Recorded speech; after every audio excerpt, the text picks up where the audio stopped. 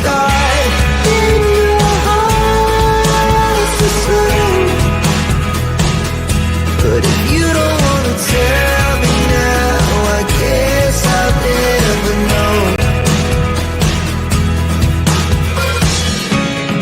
Losing almost all my energy.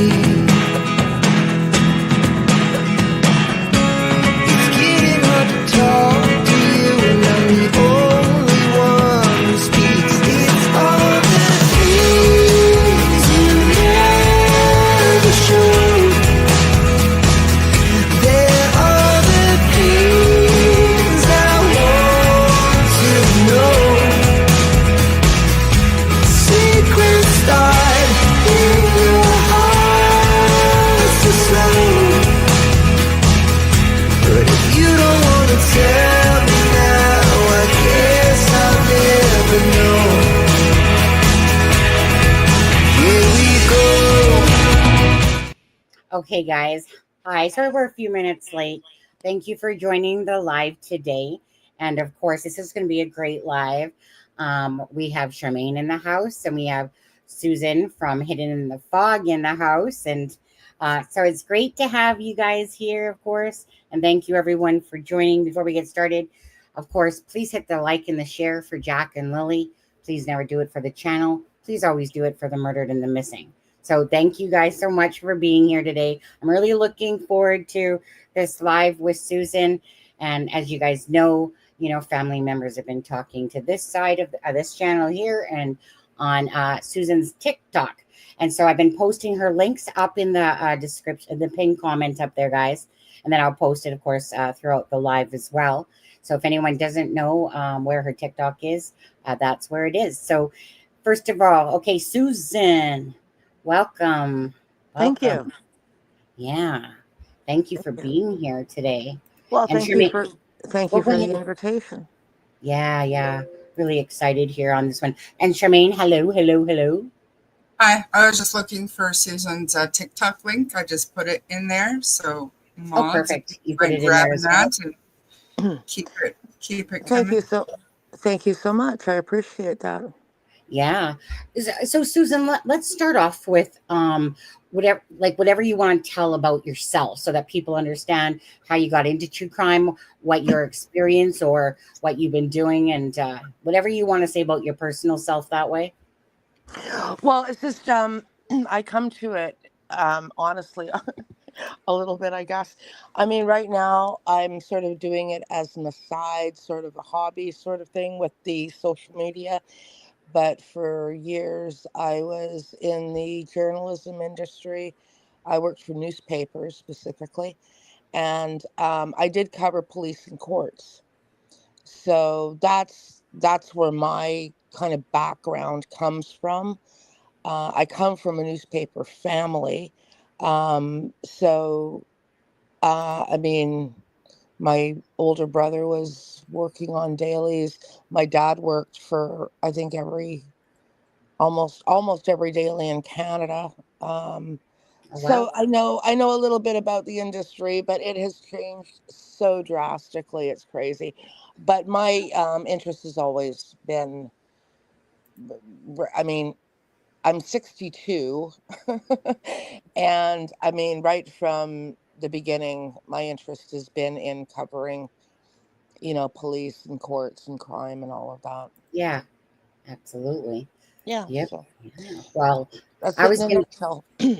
I was gonna say, and so you ended up creating a TikTok channel. Obviously, and you have 16.9. Is it still 16.9K followers at the moment? About that, yep. And then you obviously created a YouTube channel. I did, yes. I can't hear you. Just a super chat. Hi, Chris. Thank you, Chris. Thank you so much. Yeah. Okay. So sorry about that. So yeah. So then you created a TikTok channel. Now, I was a bit of an idiot, and I was like, "Oh, this person's grabbing off that person's TikTok channel." I'm like, "Sweet," and I'm like, going, "Thank you so much," da da da da. And I'm like, this is perfect, right? And then who was it? It was Nova. Nova said to me, like, well, I seen a comment where the name was Susan. I was like, well, I remember the TikTok's name was like Susan, and up top, I think with a letter and then a couple numbers or something like that. And she goes, I think that's her channel. And that's when I went back and listened to this one where you were, I think, getting to know YouTube a little bit. You were talking to your audience, and I was like, yep, that's the voice from TikTok, obviously. So I kind of, Okay, yeah. So all that had happened was the I'd been doing it on TikTok under Susan, and uh the YouTube channel originally, uh interestingly enough, was a jewelry channel. And so but I stopped that about a year and a half ago. Never really did anything more with it when I gave that up. I just let it sit. So when I switched this over, I ended up deleting all my jewelry videos on the YouTube channel to switch it over to the more like current event, true crime aspect of things. And I just simply called it Hidden in the Fog. And then good a name. lot of followers, sorry, a lot of followers on TikTok said to me, they should be the same name.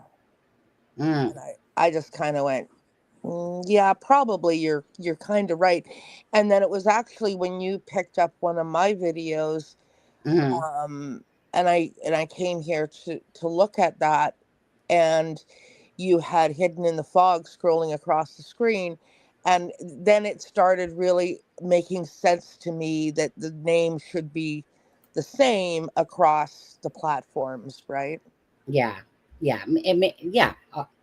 Because yeah, it just makes sense, to be honest with you. Now, when I first looked at your channel, I had actually seen that you had had a couple of screenshots of It's a Crime and Shame as like the thumbnails, and I was like, oh, this channel listens to the content from here, and because that was a few over. And I'm not, so obviously you're aware of that, like meaning that two of your thumbnails, yeah, are showing It's a Crime and Shame. So that's when I was like, oh, sweet. So she's using my content, I'm using hers. Sweet. Yeah, and honestly, I don't have any issue with that. I think that it's quite a common thing to do in social media. But I just, to me, it's super important to give credit where credit is due. Absolutely. It absolute. That was my big beef about it all, and that's why I started putting a crime and shame on the work, because people were slagging us off, and saying that some messages between Daniel and Jermaine, and they were being really nasty. Some of these channels, and I was like, "But you're using the content, and then you're slagging us off. So why don't you just worry about using the content and don't worry about as us as creators?" And so then I started putting that on there, because it's like, no, well, like, you know what, if you're going to use the content, then you can see what channel it's from. I mean, it's only fair, right, that when you use somebody's content, you give them credit. Simple as that, you know so. Yeah, absolutely. It's about integrity, right? And exactly. Yeah. Yeah. And just like, so, yeah. So I was like scrolling yours across and putting it up multiple times. Now, this is when I still didn't realize that you were the TikTok Susan, that I'll say. So that's when I didn't realize that, right? But I saw that your channel had about 1,020 subscribers. And I was like, typically what I like to do, especially if I come across, and I'm still a small channel, don't get me wrong. But when I come across a small channel, I like to promote it, right? To help build up the subscribers, especially when they have good content. And so this is before I knew that you were actually TikTok Susan. So I was trying to be like, okay, you guys go. Yeah. And I still want you guys to do that. Go subscribe over to the YouTube channel. But she's Susan's mostly on her TikTok. That's her baby. And that's why, we'll be posting a lot of her TikTok, because obviously, that's her main hub over there. So yeah. And so I've posted TikTok videos, but I honestly, I don't know really much about TikTok. Like, so, I found, I mean, I seen you gave me the link and I went right to there. And then I'm sitting there, now where do I like this comment? What? Yeah, So yeah, I think it just depends on people's what you like. I what mean, you like. I'm way more comfortable over on TikTok. That's why it took me 100 years to get in here, and everybody's waiting, going, "What's going on?" Okay. Yeah, I mean, the Well, technology just drives me crazy. I know, I know. When it's working fine, it's beautiful. When it's not so beautiful, for sure. But okay, so now you guys, the thumbnail obviously said about a conversation with the RCMP. Now, Susan has never shared this on her channel, so this will be the first time you guys are hearing this information. So, Susan, I'll just let you take the lead on all this, because I'm just interested with this part of it, and then afterwards about having the family members on and how that all came about and stuff like that. So could you start Well, off with yeah, that? Yeah. yeah. I mean, I didn't intentionally not share it on my channel. It just didn't Right. really ever come up, I guess. But so yeah, going back to mid-June, I guess it was, I had actually contacted the RCMP um, as a freelancer to see if I could get through to their communications department to get some kind of an update.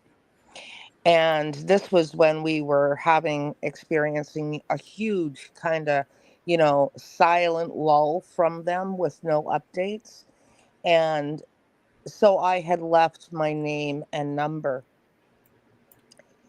for them to reach out to me. And honestly, I had never imagined that they would call me back, because at that time they weren't even giving updates to the mainstream media like Global News and CTV.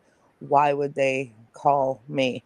So, and especially the fact that I've never built a rapport with them, right? Oftentimes, you need to build a rapport as a person from the press or a journalist or a freelancer or whatever, what have you, right?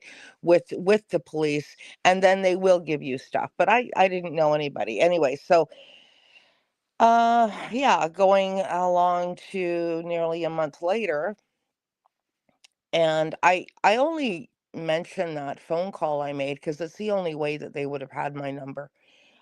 There is no other way. And 6 o'clock in the morning, my phone rings, and uh, anyway, I answer it, and so I think I'm not really exactly quite sure whether there was a miscommunication, or if, who knows what. It doesn't matter. It doesn't matter. But this, so it was a Corporal Ben Kershaw, and he said that he was calling from the tip line, and I had and did I have a tip? So I, of course, explained to him the reason I had called, and I said, I don't, no, I don't have a tip. I mean, I'm in British Columbia. I wouldn't have any tips. And so anyway, the end result was we chatted for about 40 minutes. He does know that I have a TikTok channel. Um, and we talked really. He is not directly involved in the investigation. So he didn't speak absolutely specifically on the Lily and Jack investigation, but he did speak generally, specifically. And I have mentioned this in my channel. I just didn't go into the whole story of where it came from, but specifically the Lily and Jack Sullivan case. He said there's only two possibilities. There isn't any other. Either the children went off into the woods, got lost, and perished, in which case they are still in the woods, or it's criminal. It's one of the two cases, and that's it. And he was explaining that it's a real balancing act for the RCMP with determining what information is helpful to put out in the public and what information they have to protect. Yes. And it's not just the fact that if they inadvertently released information that they didn't want out, that it would kibosh some sort of an arrest or something like that. I don't think that that's the issue really at hand. I think, what he said was it really is a situation with the courts. They want to absolutely ensure that if in this case, if it did turn out where criminal charges were laid, that the courts aren't going to be able to throw anything out on a technicality. Right? Yeah. Yeah. And so, yeah, I mean, those were really, and he brought that up when I asked him, and I said to him, "Are you close?" And there was and he said, well, he said, what we can put out to the public, and it's a balancing act. So that was his answer. Which is true. You know. Yeah. So, I mean, you can take that as you wish. I was just reading some of the comments. So, yeah. Yeah, well, no, I was gonna say. I mean, if there's nothing else to that story, but thank you for sharing that, though. Yeah, I You mean, guys- he did ask about the TikTok channels. I said to him, I would be shocked if you weren't monitoring them. Again, he didn't work directly in their unit of social media and TikTok, but he said that absolutely, or not TikTok, social media and technology, but he said absolutely the channels are monitored. He did ask me who had been on my channel specifically, and that kind of thing. And obviously I gave him that information, but I mean, that's not a tip because that's public information. It's aired, to right, thousands of people. So, those kinds of things are not tips per se. And, yeah, and I mean, they absolutely do monitor them. But yeah, that was the information really regarding that. yeah. Charmaine, did you have anything to ask Susan on that? Ask Suzanne about that. No. Wait, let's get this right. Is it Suzanne or Susan? I think it's Susan. Yeah, Susan. Yeah. Okay. What did I say? Did I say Suzanne? I'm sorry. Well, I think because I swear on your so is your TikTok though, Susan? Does it say SUZANNE on it or no? No. I mean, okay. Because when I saw a replay of your video, the person's name on there was then Suzanne. Oh, okay. And I thought you spelt it Suzanne, but it's called Susan. Okay. So the first time I seen that was on Clutch Them Pearls when he was playing it. And then I looked up, I screenshotted it. I'm looking at the TikTok name on there. But yeah, so obviously, I mean, how ironic was that though? Yeah. Yeah. So yeah, and so you know what? I mean, I've gave my phone number. Nobody called me back yet. Well, it was it was either a comedy of errors Right. or for whatever reason, possible because it's the only way that he could have gotten my phone number. That is the only reason, right? That's the Yeah. only way. And I know that I did leave my number on messaging uh system, whatever it was, but it certainly wasn't the tip line. Excuse me. Yeah. In fact, I had called the Pictou County RCMP, and So yeah, it was not the tip line by any stretch Yeah. of the imagination. But um, however it transpired, um, I thought it was very helpful. Yeah, absolutely. For Everything. me, Yeah, go for ahead. me, it was very interesting when he said, and I think it may be obvious, but it means something to me anyway. When somebody states officially there's only two possibilities here. Right. Yeah, That was of that course. was the most interesting thing that came out to me. Yeah, yeah. Well, there's been a lot of interesting things coming out today, it seems like. But you know what?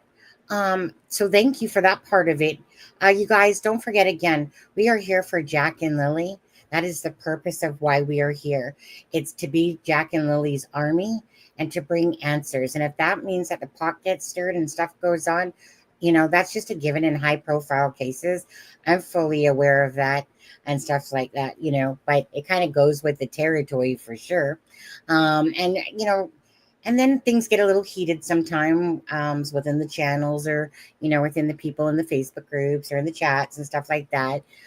Just please keep it respectful. You know how this channel works that way. Okay, we can talk and discuss, just don't directly insult another person, unless it's me insulting Charmaine. That's fine. No. Charmaine, I didn't see his laugh there. I see his smile, but not a laugh. But it's okay. So It's I not want funny. I mean, the people that want to, um, I don't even know, because it's not insulting, because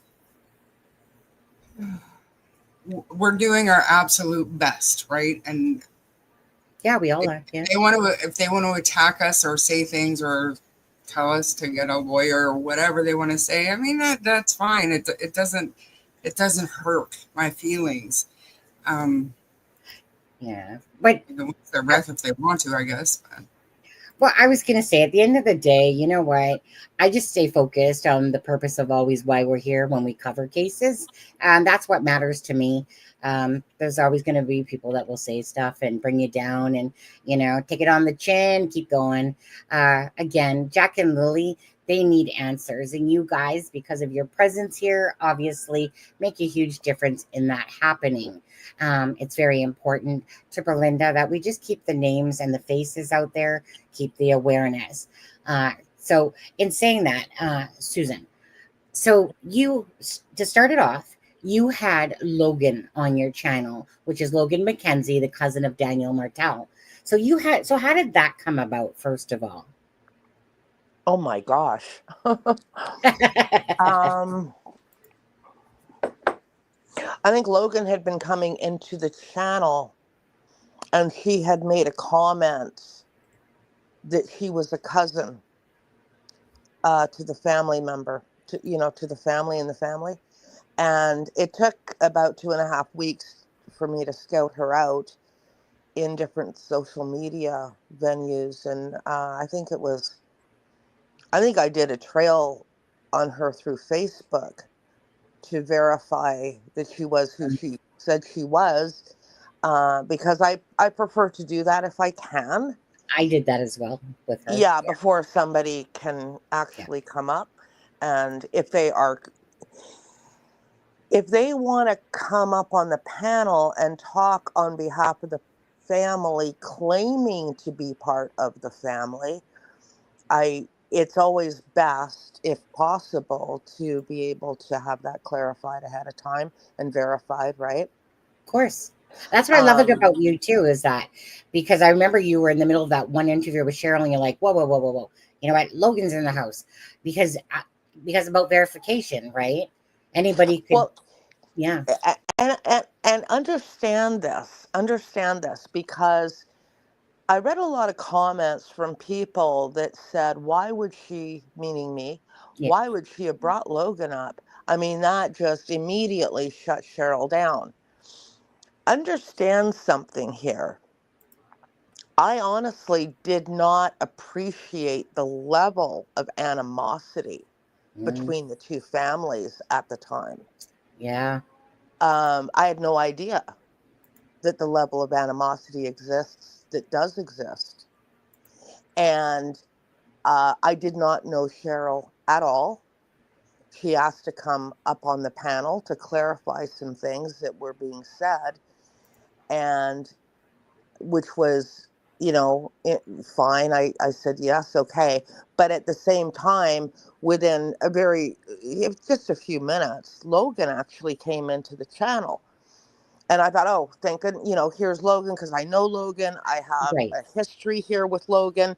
And so, and this woman, Cheryl, was claiming to be on the ground, the day of the search. She was there. So I thought, this is perfect because Logan's here and she can verify and say, oh, yeah, Right. Cheryl was there. I saw her. I know Cheryl.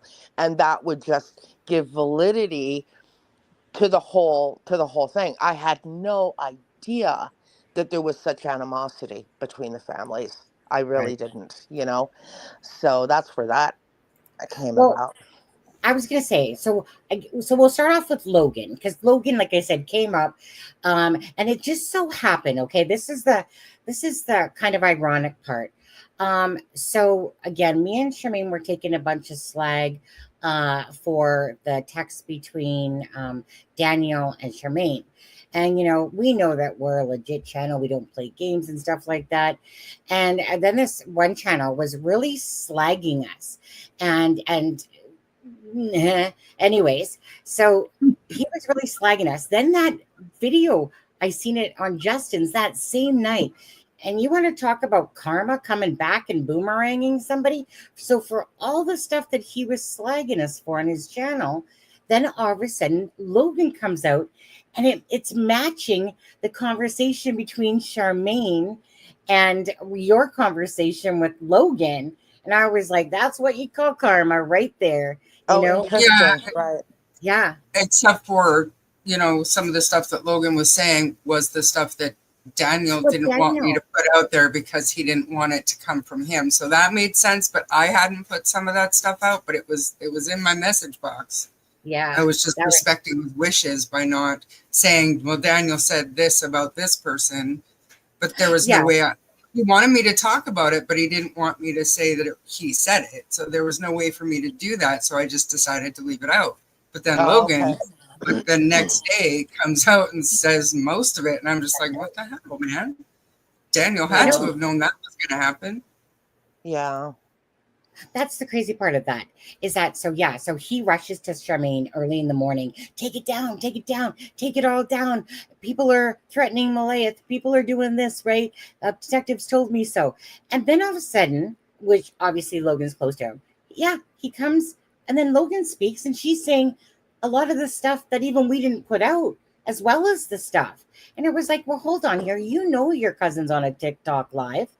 So, Yeah. so and she's putting out even more than what he had said, even on top of it a bit more. But anyway, so Logan comes up for you or whatever. Like I said, you see her, you scout her and all that stuff. And like you said, you had her up there. And was it longer, or was that so I think you used the word splice and diced. Now I had only seen that post, like I said, that person that had the name Suzanne. It was about how long was that clip actually? Like, I don't know, 10, 15 minutes, somewhere in there. And then you had made a comment that it's been spliced and diced, and Logan said a lot more about Malaya, because I don't know how long that live was, obviously, because I don't watch TikTok. But so just to clarify that, were you just meaning, Susan, that was just a portion and there was a lot more to it? Yeah. So I'm not sure exactly what specific. I mean, that video was, unbeknownst to me, was that live was screen recorded Yeah. and by somebody, and it was originally, I believe, the very first copy of it appeared on Facebook under Anon, and then it just went everywhere, and people were cutting it and using sections of it. And my only point Oh, was okay. my only point was that they only used a section where Logan was talking kind of about Malaya's mom and how there had been a whole plan that the baby, meaning Daniel and Malaya's baby, would Yeah. go with Logan, and Mm. Malaya also could go with Logan, and that, essentially, Yeah, I remember. Malaya ended up, I don't know, Malaya ended up going into an ambulance for a few minutes. Her mom followed her in, and when they emerged, the whole plan had changed. Right. So there was discussion about that sort of thing, and maybe the suggestion that the mother was controlling and, directing everything and whatnot. But, the interesting thing was Logan talked on that live. It sounded, I don't know, it to me, when I saw the copies and pastes of, where they sliced Right. sections and only played those, it sounded as though Logan was putting Malaya in a really bad light. And if one were to actually watch the whole thing in its entirety, that absolutely was not true. Logan gave Malaya an enormous amount of support. In fact, said she still supports her, would still help her, would still, if Malaya ever needed anything, she would be there for her. And of course, none of that was included. Right. Yeah. You know, And and go go ahead. ahead. No. I was gonna say that part kind of sucks because for me, I want every drip droplet that there is, and so because I'm not a TikToker, and I guess TikTok lives come down, so it's only so we're just seeing a glimpse of a conversation, versus a YouTube where we watch the whole thing type of thing. Well, Usually, I totally get the fact that things are edited. I don't have yeah, an issue with that. That's the kind of industry I come from. And especially in today's world where everybody wants everything boom, boom, boom, and really fast. I don't have time. I got to hear this. So I appreciate editing. I appreciate cutting things into its simplest form, yeah, but but the magic is not to change its meaning. right, And that exactly, is what you need to do if you're going to edit and cut and slice and dice and put things up. Is That's absolutely fine. There's no problem at all, but don't yeah, change the meaning of it. And that is exactly what was happening with that Logan live that people had been screen recording and copied. hmm, They were basically deciding what kind of yeah. message they wanted to put out there, right? ex- you know, you know, I was going to say, because like I said, I kind of ran into that today. I'm not going to mention the channel's name, but I was in there and I was like, oh, they're watching our live, right? And I was like, but I was working and I was just on a little break or whatever, but I was watching, but it was like, but I was listening to the content creator, kind of slagging off Belinda there a little bit, and I'm like, because she's getting frustrated because she's not understanding what Belinda's referring to. And then so she's kind of doing whatever, right?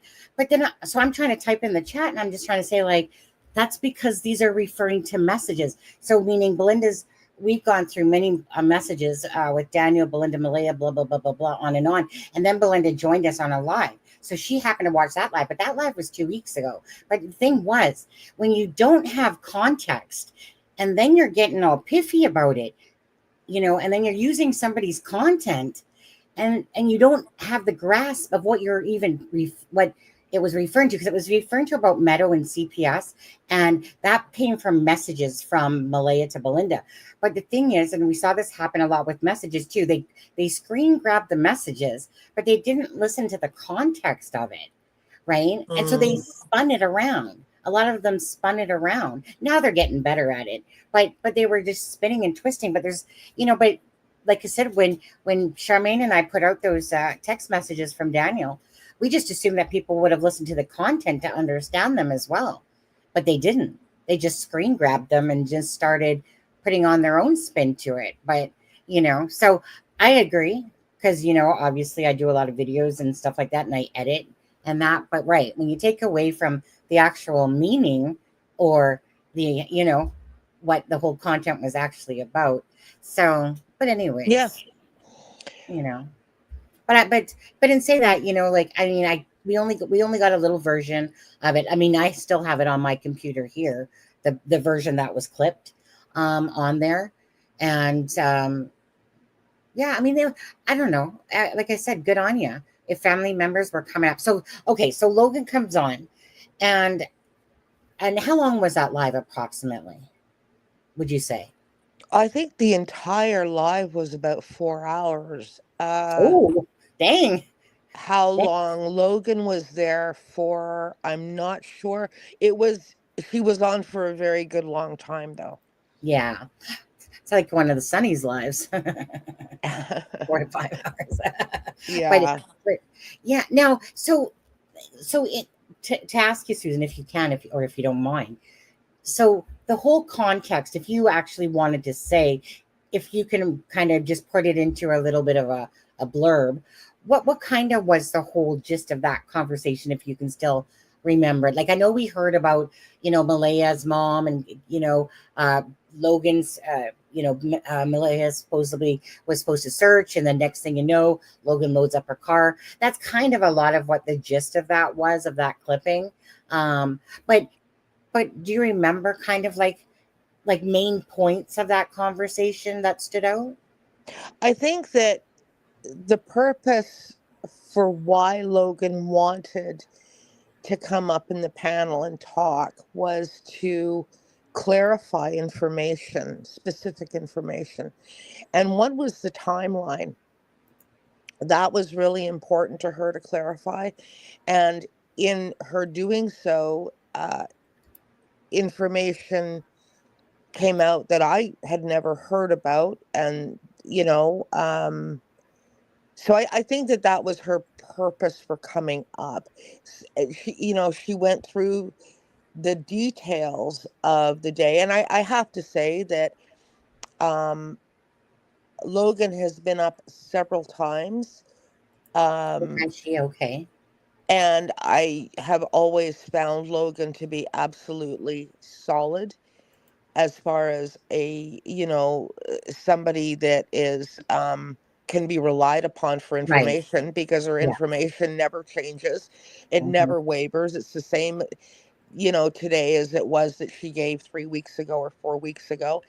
Um, unlike some of the family members who have been Right. interviewed several times, and we get differing information and Information. details, right?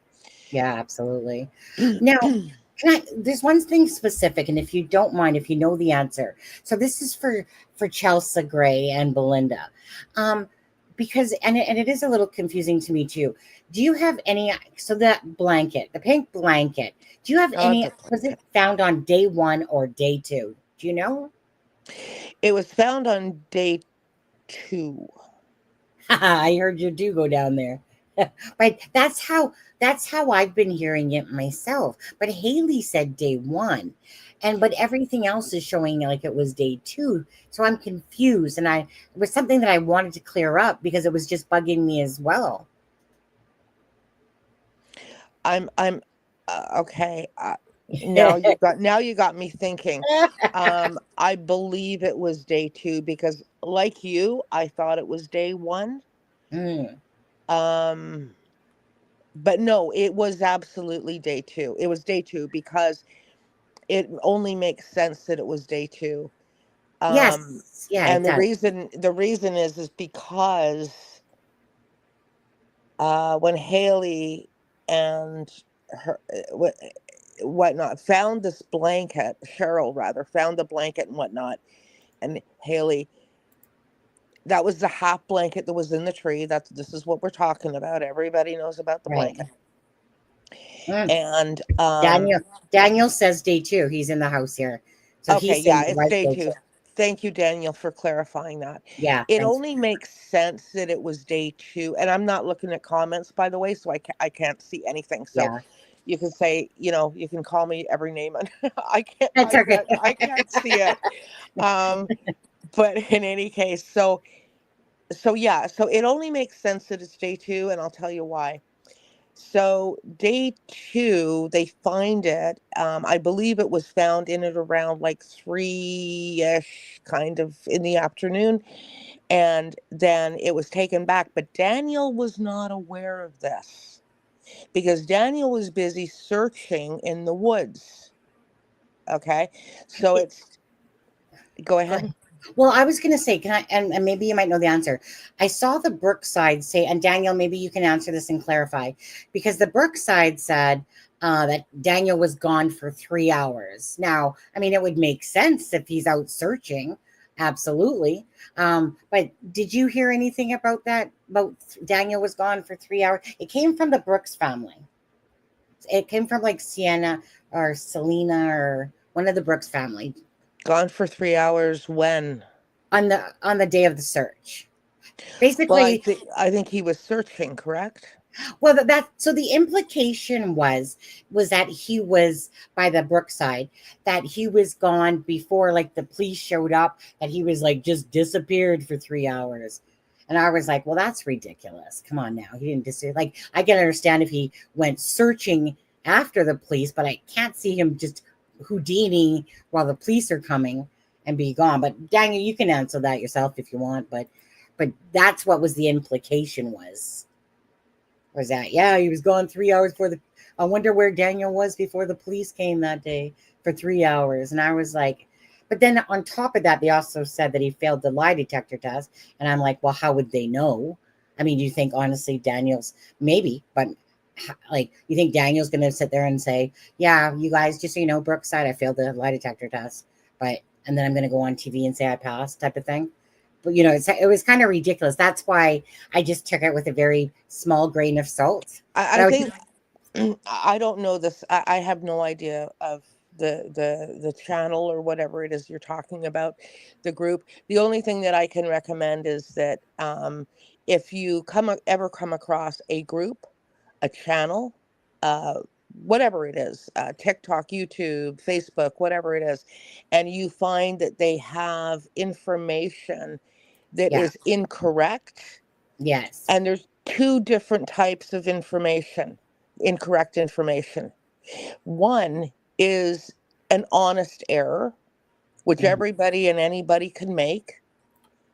The second is malicious, and it's the clickbait stuff that a lot of the, creators with a little bit less integrity will always go for. And honestly, all that I can say is that when you see a channel and you see that their information is incorrect, it isn't sourced, it isn't yeah, reliable, don't believe a word they say. It's the yeah. same thing as when you meet a person, right? If they lie to you, why would you believe anything that comes out of their mouth? Well, that's just the thing is that that posting actually led to Selena's Brooks, which is, and then I looked and scrolled down, and Malaya was right. So, so meaning I just took it as luck, you know.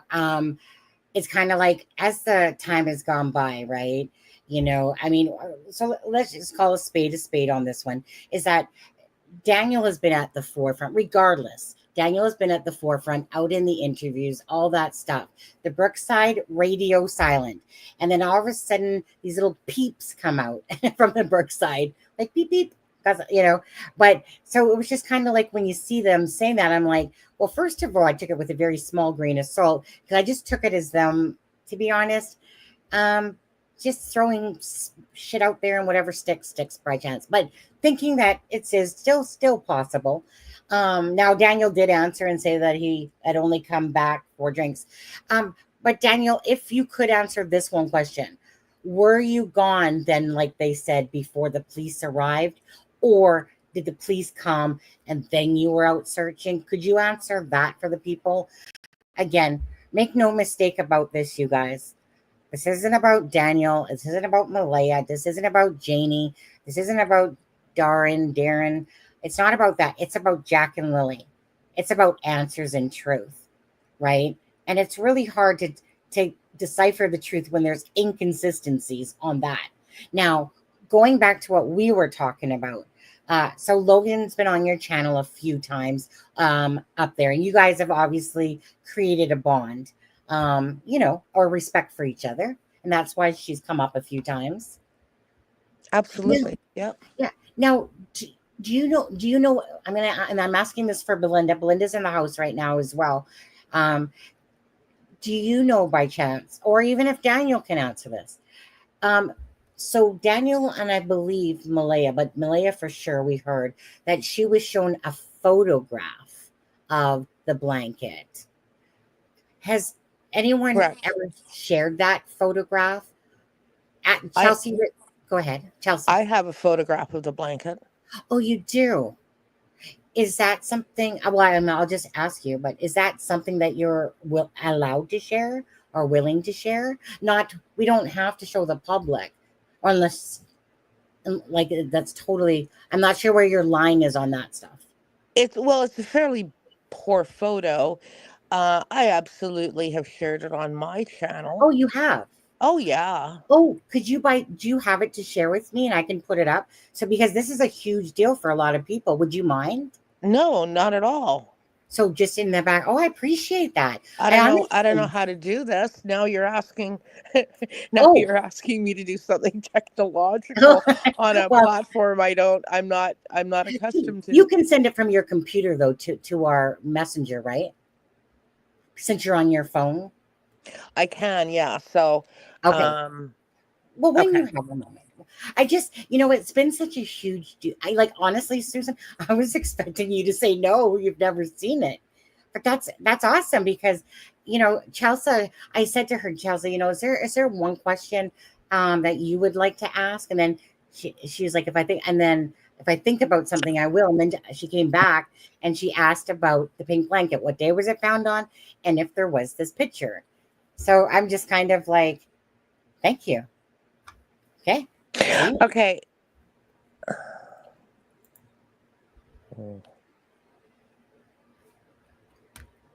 Sorry, what, Susan? So do I time out if I'm in a... Do you time out what? Sorry. Okay, so if I swipe my screen up, right? And is there a time period for me to be like gone? Am I going to time out and disappear from here? Well, are you doing it on your laptop? No, I'm doing it on my phone. Oh, no. I mean, well, let me just put it this way. If you do, you just pop right back in. Okay. Yeah, because it's going to take me a few minutes or whatnot to find this photo. Oh, okay. That's what you wanted me to do, correct? The photo? Yeah. Oh, that would be wonderful. So many people have been so curious about this. So you guys... it's not a great photo, but I can... It's fine. Is that it? Okay. Is that what you wanted me to do now? Or did you want me to do that like after the show or what? Well, you know what? I'll during the show if you don't mind. So maybe when we take an intermission or something, then maybe you can do it then. Oh yeah, okay, no problem. Sure. But yeah, that would be amazing to do that. Because so many, like, it's been a huge thing to people, like, how big is it? How small is it? How this is it? Was it day one? Was it day two? Because again, it was confusing. So thank you guys for clearing that up. Now, okay. So basically, Logan and you guys, you are still talking, yes? Oh yes, yeah. That's good. That's good. Charmaine, did you want to ask Susan something? Anything to do with the Logan part of her coming up? Peep-a-boo. Peep-a-boo. Charmaine, wake up. Sorry, I said I'd be right back. I just got a text. I had to go cut a tomato and feed my dog. And I'm back. I'm here. Charmaine. Yeah. That was funny. Okay. What did you ask? Well, my question to you was Logan. Was there any particular question? Because so Susan said that Logan's been up quite a few times on the live, actually. Oh wow, I didn't know. Yeah, me neither. On there. So obviously we've seen probably about 15 minutes into the life of Logan because I I'm not a TikToker. I got a TikTok channel, but you know. So, was there anything you wanted to specifically ask um, about Logan? About any questions Um, that she no, said? because I just saw the one live stream, and that was directly after the conversation between Daniel and I. And like I said, it was just more of the same. Like I knew that she had real information because I got the same Yeah, information from Daniel. information So from Daniel. Mhm. I mean, I really don't have any questions. Like if I watched the other ones that I didn't know about, and to be fair, the night that you had me on, Susan, was the first time I knew what your channel was, because at the time, if you remember, Sunny, we couldn't figure out for the life of us what the channel was called. We were wondering, like, was it YouTube? Was I it know. TikTok? Where the hell is Oh, this thing? So, I'm so I mean, I truly, just subscribed the other night. So I'm truly hidden. yes, yeah, you I were. don't, Hidden I in don't, the fog. Yeah. I don't mean to be. Joseph Morris is in it. So I want to say that obviously Charmaine and I are from Western Canada, and same with Susan here. She's over in Vancouver. Am I allowed to say that you're on the or no? Yeah, She's no, on that's fine. yeah, on the I'm island. on the, yeah. Yeah, so we're all West Coasters over here. Joseph Morris, Joseph Morris is in the house as well. You know, he's a big not Hi, TikTok. Joseph. Yeah, He does I'm a do TikTok. follower. I'm a follower of his. He has a great channel. I was gonna say he has his channel and then he has his TikTok. And it's only because I don't really go on TikTok, but I was looking, you know what I was looking for last night? Because I distinctly remember when Daniel Martell's dad, Earl, was giving this TikToker some shit. And I you, remember that. yes. And so I noticed that for some reason channels were asking for it. Now, I remember it clearly, but at that point, I didn't start actually doing a live till about a week after this started because I was just following it first. So I don't exactly even remember. I just know it was near the start. There was this Asian person that was filming and Earl was getting all pissed off. And I get that, right? Because when you're in true crime, you know, everyone's with their cameras out there doing stuff. And in a small place like where they're from in Lansdowne Station, like they're not, a lot of people aren't used to that stuff. People showing up, freaking videoing and all that stuff, right? So and Earl would be old school, like get that damn thing out of my face. But I don't know why people are so interested in that all of a sudden. I remember it. I think it was it not Jim Walker or somebody like that that was taking all those videos, Oh, YouTube maybe. videos outside the house and driving by the house, and then he went and did a YouTube video walking through the woods by the house. Oh, sounds like And Nicole. he had Oh, the, remember he had the cat? uh, blanket found it 3 4. Yeah, okay, right. I was gonna say, and I didn't realize this until I think it was yesterday, but I still didn't mention it to you. I covered that Nicola Bully case heavily. Okay. Yeah, That was a yeah, that was a big case to my heart on that one as well. yeah. Yeah, and I noticed that you covered it as well, the Nicola Bully. It was a a- Absolutely. It was mm, huge. Yeah. yeah, absolutely. Very sad, very sad. It was crazy though, too, right? This dog and this phone are found on the bench, and where's Nicola? You know, Yeah. it was In the middle of a work team call, she yeah, disappears. yeah, and then the one camera that would have seen it, that it wasn't working. It's like you couldn't write a script on that stuff sometimes. But anyway, okay, so Logan, like I said, she was telling him. I wish. I mean, honestly, I live off of information. I love putting puzzle pieces together, you know, with a timeline. That's the purpose. I love timelines because timelines tell a story. So they're very important, right? So when you have different little holes, okay, is there anything that Logan said that obviously on the live that you can think of with the timeline? Because this has been so confusing about the 8 o'clock and then saying that they were last seen on the scanner for 8 o'clock, and then 10 o'clock is 9:48 is when the phone call comes in to that time, and Daniel says 20 minutes. That he was only out and he wasn't even heavily sleeping. Was there any of the timeline that you can clear up at all from what Logan had said? Well, I mean, at a 8:45-ish, and this is all kind of probably blurry now too. Well, it's not 9:45 on the dot, but it's 9:45. Sorry, 8:45-ish, 8:45-ish, right?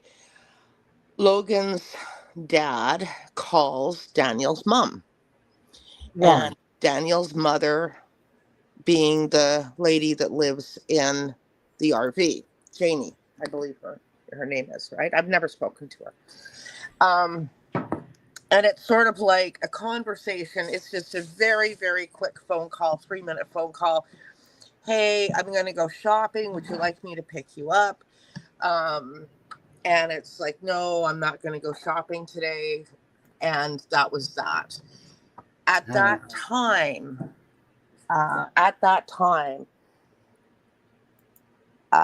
Janie heard the children outside. Okay. She did not see the children, but she heard the children. And then at, excuse me, roughly just a little bit after 9-ish, Janie had gone back to bed. And at some point shortly after 9, and I'm going to let's pretend it's about 10 after 9-ish, kind of. Okay. All right. Her dog barks. Her dog starts to bark. And Logan had said what triggers the dog to bark is Lily screaming. Or, and she said, Right. The high-pitched squeal that we hear in the video, in the birthday video. So the dog is triggered when he hears the children, and she said especially that squeal by Lily. And that, honestly, I still remember Logan saying that, and seriously, my heart dropped, because I thought, okay, well, there you go. Whatever happened to Lily and Jack happened probably at that time. And are you talking about? Sorry, my bad. You're talking about like the squeal. What time would that have been? About 10 after 9. About 10 after 9. On there. Now, I did ask Logan. Logan was asked if Janie herself heard Lily squeal or scream.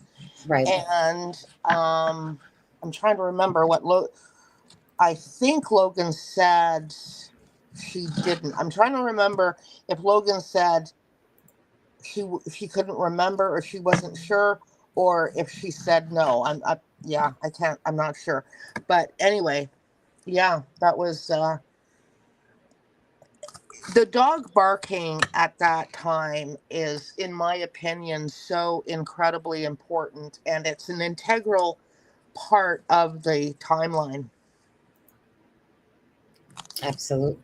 Oh, sorry. Somebody's just. I think somebody. Okay, so that is right. Oh, okay. Hold on a second. Sorry, I got cut off guard there, Susan. Go on. Somebody had already sent me the picture though, but this reminds me. So that means that guy's video that I watched, where you can see him hand the pink blanket over, that makes that true. Because I was wondering if it was AI generated, and that was pissed. You guys, there is nasty stuff out there with the AI generated videos. By the way, FYI, use the brain cells that God gave you, and know when you're being bullshitted to by this AI stuff, okay? Right. Because, oh my goodness, what things that they're doing with this case, and trying to, like, for instance, Lily. There was a case in Chilliwack here where this girl named Lily went missing, and she got lost in the woods for a day. Yeah. This loser literally takes Lily's grandma, from that, case, and applies it to Jack and Lily, as acting as if it's like Belinda or some grandma that's talking. And I was like, you disgusting POS. Like, how do people even live with themselves as they do that? They don't care. But it Yeah. was just sickening to watch these AI videos out there now, and they're just manipulating, trying to say that Lily and Jack found, alive. Hmm. It's very sad and pathetic, is what it is. And that's Hmm. that's it's already been bad enough that people add stuff into the equation that doesn't even belong there, with all the drama and with adding stuff that's not even fact or whatever. But then it's another thing that we have AI now to deal with, and people putting out these videos and them getting the clicks, because like most people, they want to wait, why, right? It's too bad. I just like the facts. I love the facts. I love timelines. I love the facts. Hmm. Yeah. So, okay. Um,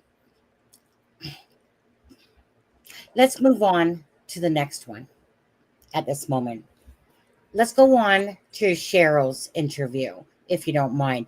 As I think most of us gathered, you could feel the intensity once Logan came up. And I know, too, that you even made mention to it. And basically, you said something like, like, basically almost like to say, I think it would be nice if the families, like, just kind of, we're softer to each other, because obviously, one second.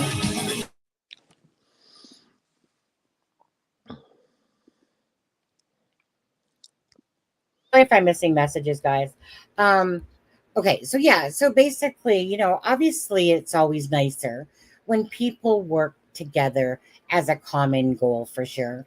You know, not everyone's going to get along for sure, but we're talking about two missing children, Lily and Jack. It devastates me to no end. As a mother, as a deep, just a deep care. I love kids. I love kids. You know, they're just pure and innocent. Um, so knowing that Jack and Lily, you guys, again, this is the point. There's the awareness and looking. It's we can't help it. As sleuths, we want information. We want to know what happened to Lily and Jack. We want answers. It's been 2 months now, eh, Susan? 2 months and eight Yeah. days Hmm. since these children went missing. And according to that one guy that called in, the corporal or whatever he was, I mean, either they're in the woods or it's criminal. Well, Yeah. one of the two. Now, But this would be really interesting if Daniel's in the house because I've never had an opportunity to speak to Daniel. He's been given I know countless invitations, and I've also asked Logan to, 8:48. Yeah.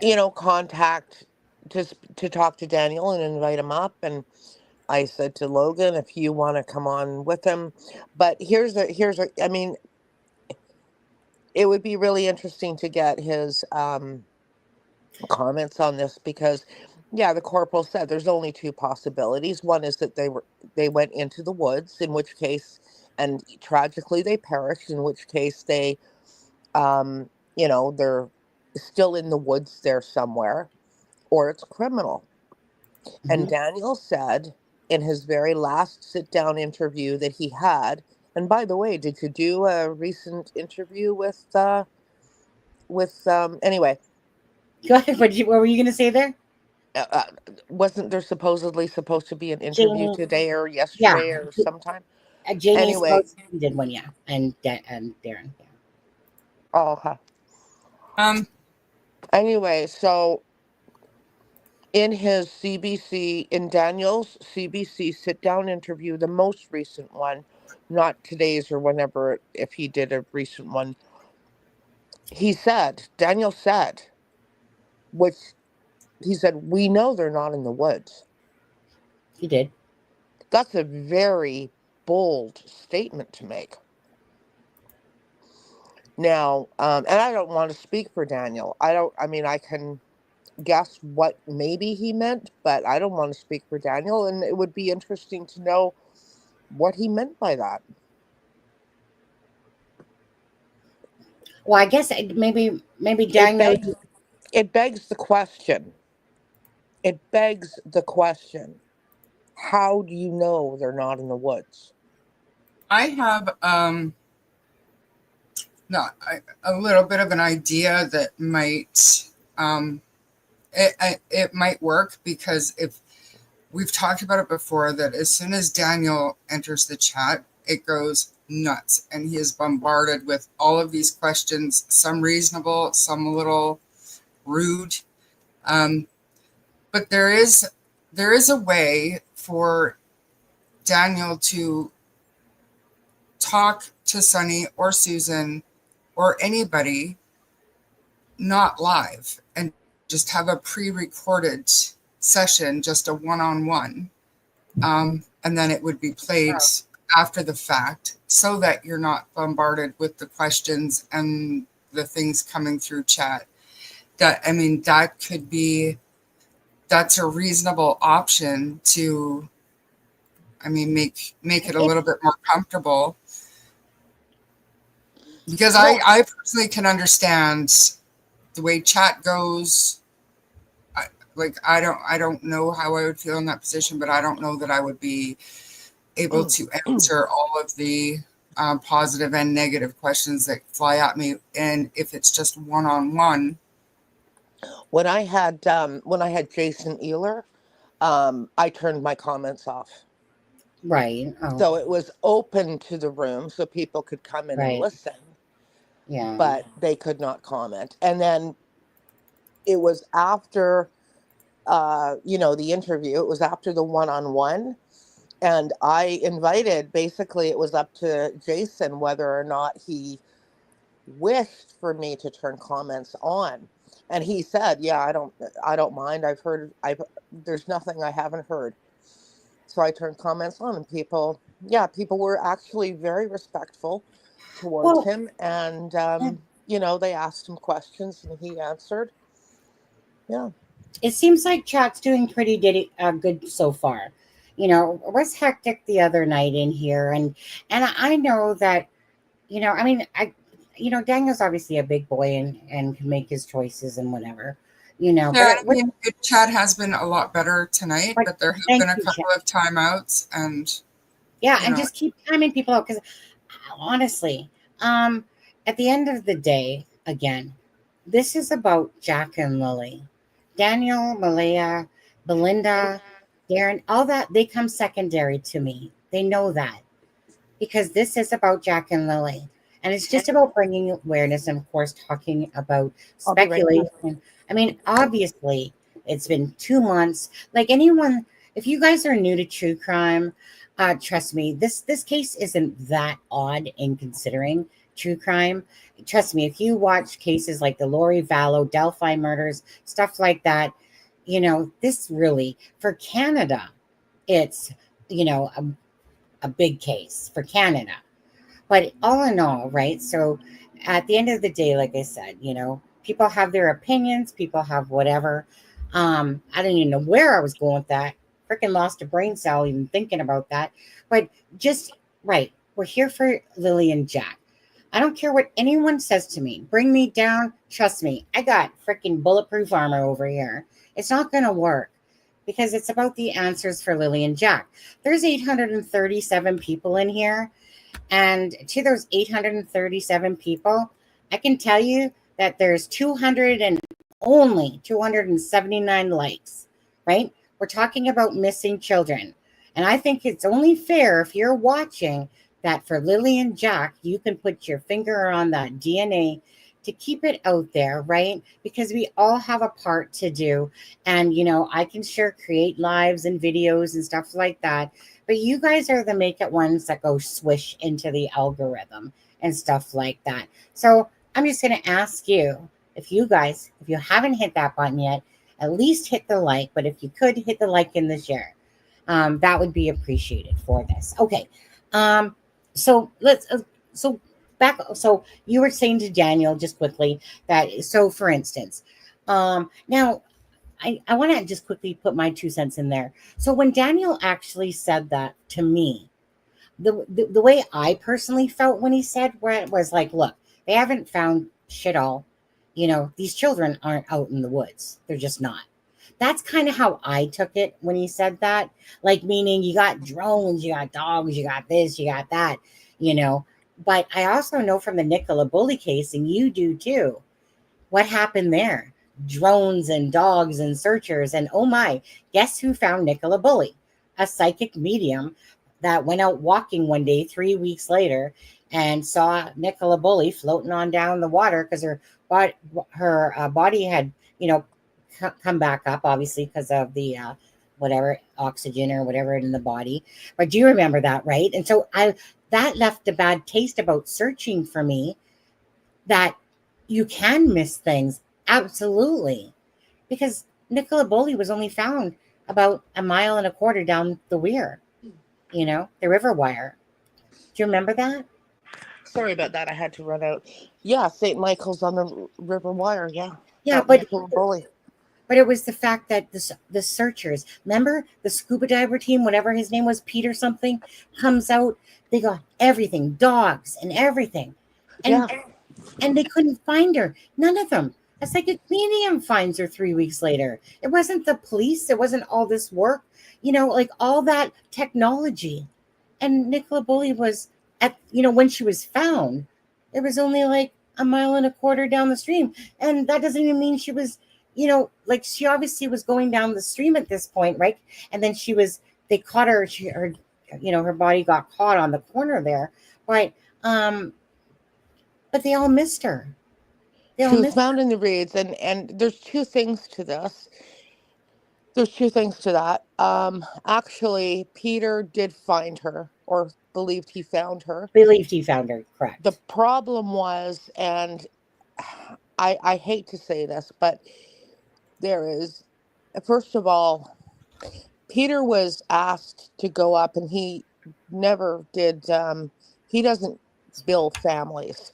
He was asked to go uh, by the family, and initially, the Lancashire police refused because it's their territory, it's their jurisdiction, and there are egos in this. And Absolutely. it exists in Canada, and I hate to say that. This is why I was so impressed with the Quebec story, where the little girl was found within 3 days, and there's only two reasons for that. The Quebec provincial police worked in conjunction with the Montreal City Police, in conjunction with the Ontario Provincial Police. As well, the Quebec Provincial Police put out every single solitary thread of information they possibly could put out. And they didn't hold back. They didn't, sit back and say, there's the blanket. They didn't sit back and say, Right. oh, um, Mm-hmm. we can only give out said information. They gave, as far as they gave an awful lot of detail. The only reason she was found was because there was a woman who lived in a very rural area out of St. Albert's, Ontario, on a farm, selling eggs or whatever she was selling on the Right. roadside. Yeah, yeah, yeah, yeah. And this odd woman approached who had a little girl. And she heard this on the news a couple of days later. And the little girl was found by the roadside in the ditch, not very far from that farm, because she saw it on the news. She called the hotline and said, there was a little bit of an oddball that stopped by here. So, I mean, and then, Ontario Provincial Police Quebec Provincial Police coordinated with Ontario Provincial Police. And I can say, being involved in searches in BC myself, Rcmp do not coordinate with people. They simply don't. There was one search here, the family wanted to hire personally cadaver dogs from the US. Rcmp would not allow them in. Oh, okay. So, this is what happened in the Nicola Bully case. There were egos, but the Lancashire police eventually relented because the family really pressured it. And then when Peter went in, and with his dive team, which apparently he does work with all kinds of police forces throughout England, he's one of the best in Britain. And when he did go in, he was only allowed a certain amount of access to the river. He wasn't allowed to do the entire river, and Yes, um, right. Yeah. he did find something that was very suspect to him, but the police would not allow them to dive. They said, no, no, no, that's nothing, that's nothing. And then for all of you people that really thrive and crave and everything about psychics, it was actually a psychic that found I Nicholas. know. Always, he said, I can't think of his name now, but he said because something about Pisces sign or something, and something just told him to go there. And then he goes there, and then he sees her, like her body floating, and then she gets caught on those branches underneath the weeds or the side there. And yeah, so all that searching, and that's why when I think no matter what about Jack and Lily, is that I always know that there's still a chance. There's still a chance, meaning, Absolutely. so we don't know now. And sort of go off. Well, I know we kind of went off track because you were trying to ask Daniel about why he thought. I don't know that I haven't seen that he answered, but if you do, Daniel, again, Susan was asking like why you thought that the children weren't in there so quickly in the No, no, woods. no. It's not that he Oh, thought. He said, we know they we are not in oh, the woods. gotcha. It was the wording, right? The That's a wording. very bold statement to make. So No, I'm just, it begs the question, how do you know? right, right, and that's why. And we've preached this to Daniel. Whoops, one second.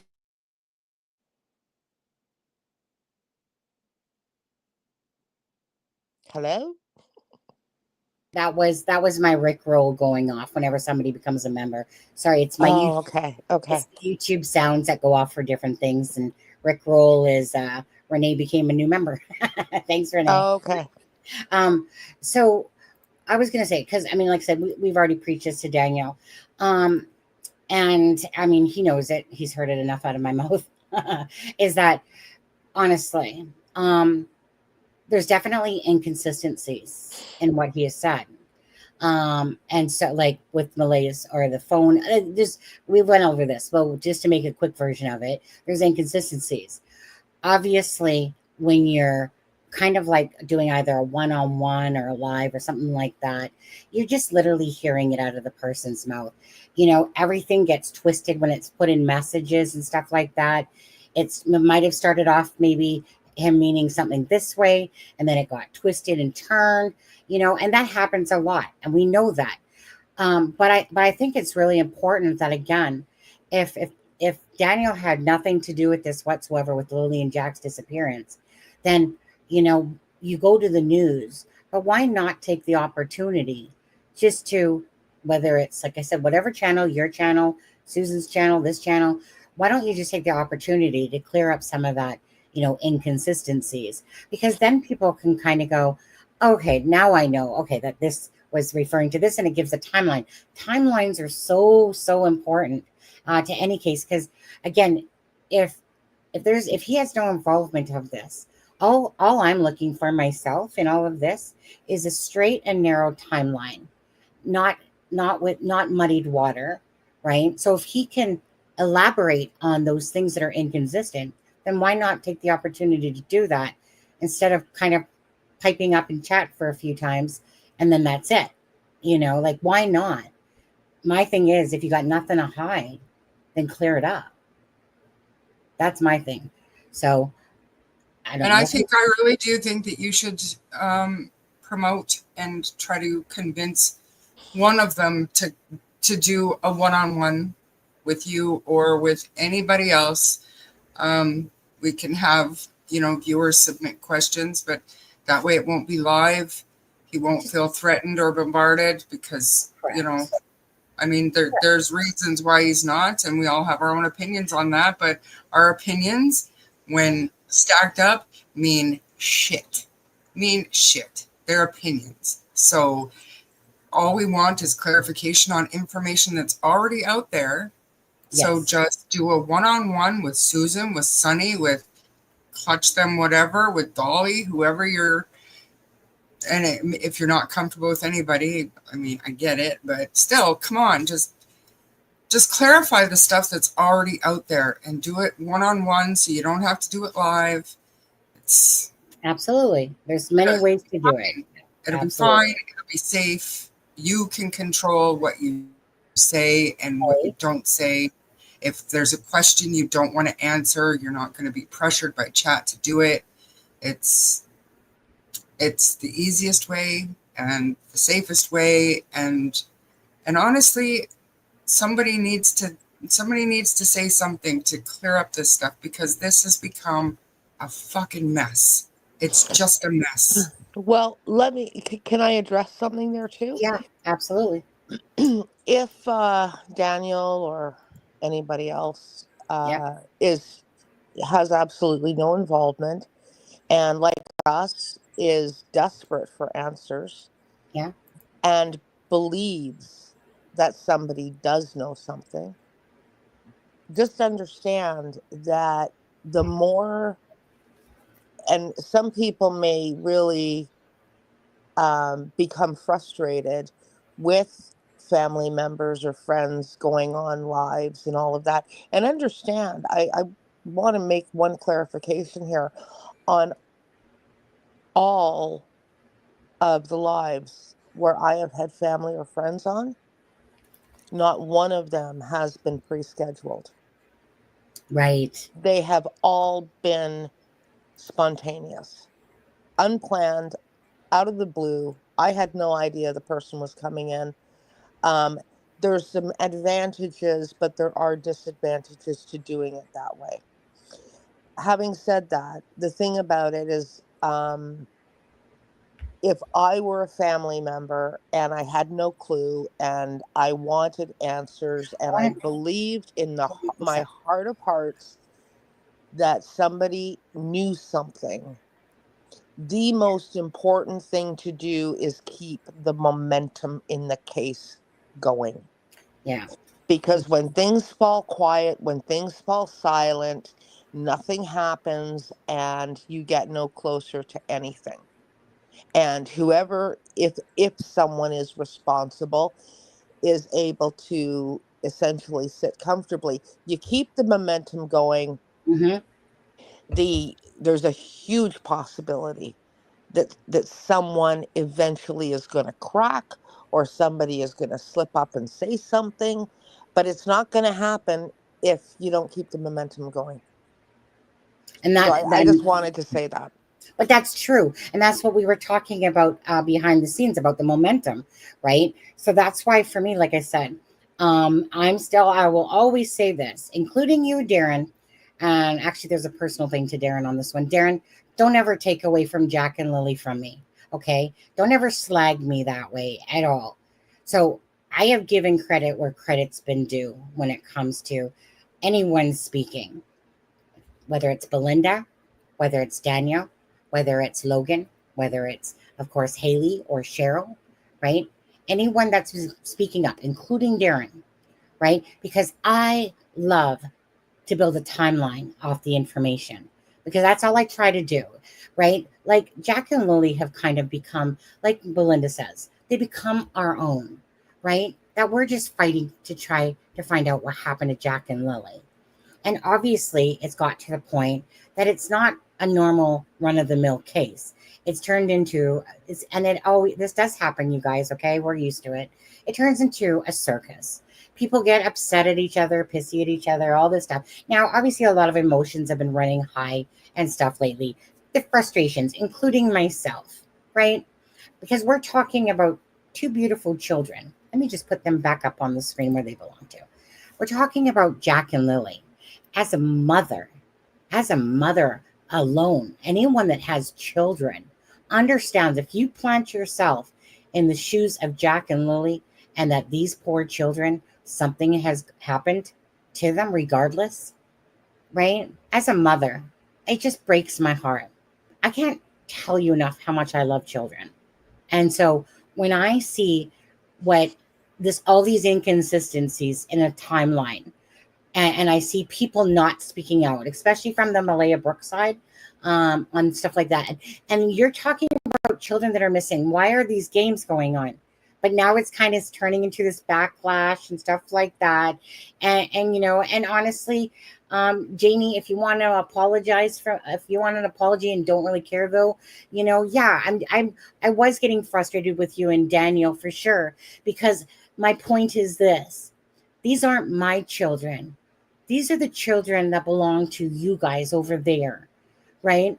And when I see all these people not wanting to come up and these things that they could clear up and they're not and stuff like that, it starts really pissing me off, because we're talking about two children, right? This isn't about people trying to hide. Why are you, like even Belinda said, why are people trying to hide information? Who, if the truth is the truth, then the truth will lead to Jack and Lily. But right now, as we have it, we basically got, well, out in the woods, nominal, right? Thought, strange abduction, again, like out in the woods. And really, we have it being two stories mostly being told. Either Daniel did something with Jack and Lily, both, or no, it's three. Or Malaya and Daniel did, or that Malaya has the children hidden. Those are basically the three lines of thoughts that are going around. And it's because of the inconsistencies. But my thing is that you don't mess with children. Like, we're here for the children. We're not here to try to really, I mean, I know we talk about speculation, but we're not here to attack Daniel or accuse him, because we wouldn't do that on this channel, right? There's no accusing anyone. I played that game back in Delphi when I didn't know anything. And so now it always has to be about speculation. But when you're an outsider that's following the case and you're not the insider looking in, we see all the discrepancies that are going on, the inconsistencies. We will take that little droplet of nothing and turn it into something, because everything will get picked apart. We know this. But then there's that, and then there's things that make common sense, things that fall in line with the flow of a story, or, you know, facts being told, right? I'm just simply here, Darren, to to now you threw me off there on that one, actually, to sit there and to care about Jack and Lily. And Belinda, she's the only one in my eyes that has no stake in the game at all, that has literally been the speaker. But why is that? Where's the rest of the family members? So thank you, Logan. Thank you, Cheryl. Thank you, Haley. Thank you, Daniel. Thank you, Janie. Thank you, Darren. You know, thank you, Belinda. Thank you for anyone that adds to the timeline. But as the children we're talking about, if there's mistakes out there, just clear it up. It's not hard. If you're telling the truth, just clear it up, right? Or else it's going to be this circus over and over again. It's going to keep being a circus. And that's too bad, because we're talking about children. I started preaching there.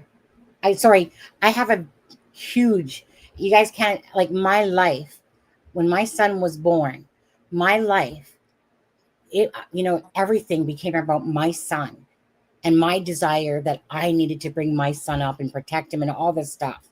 I don't, it's like, yeah, don't fuck with children. Don't fuck with pets. Don't fuck with children.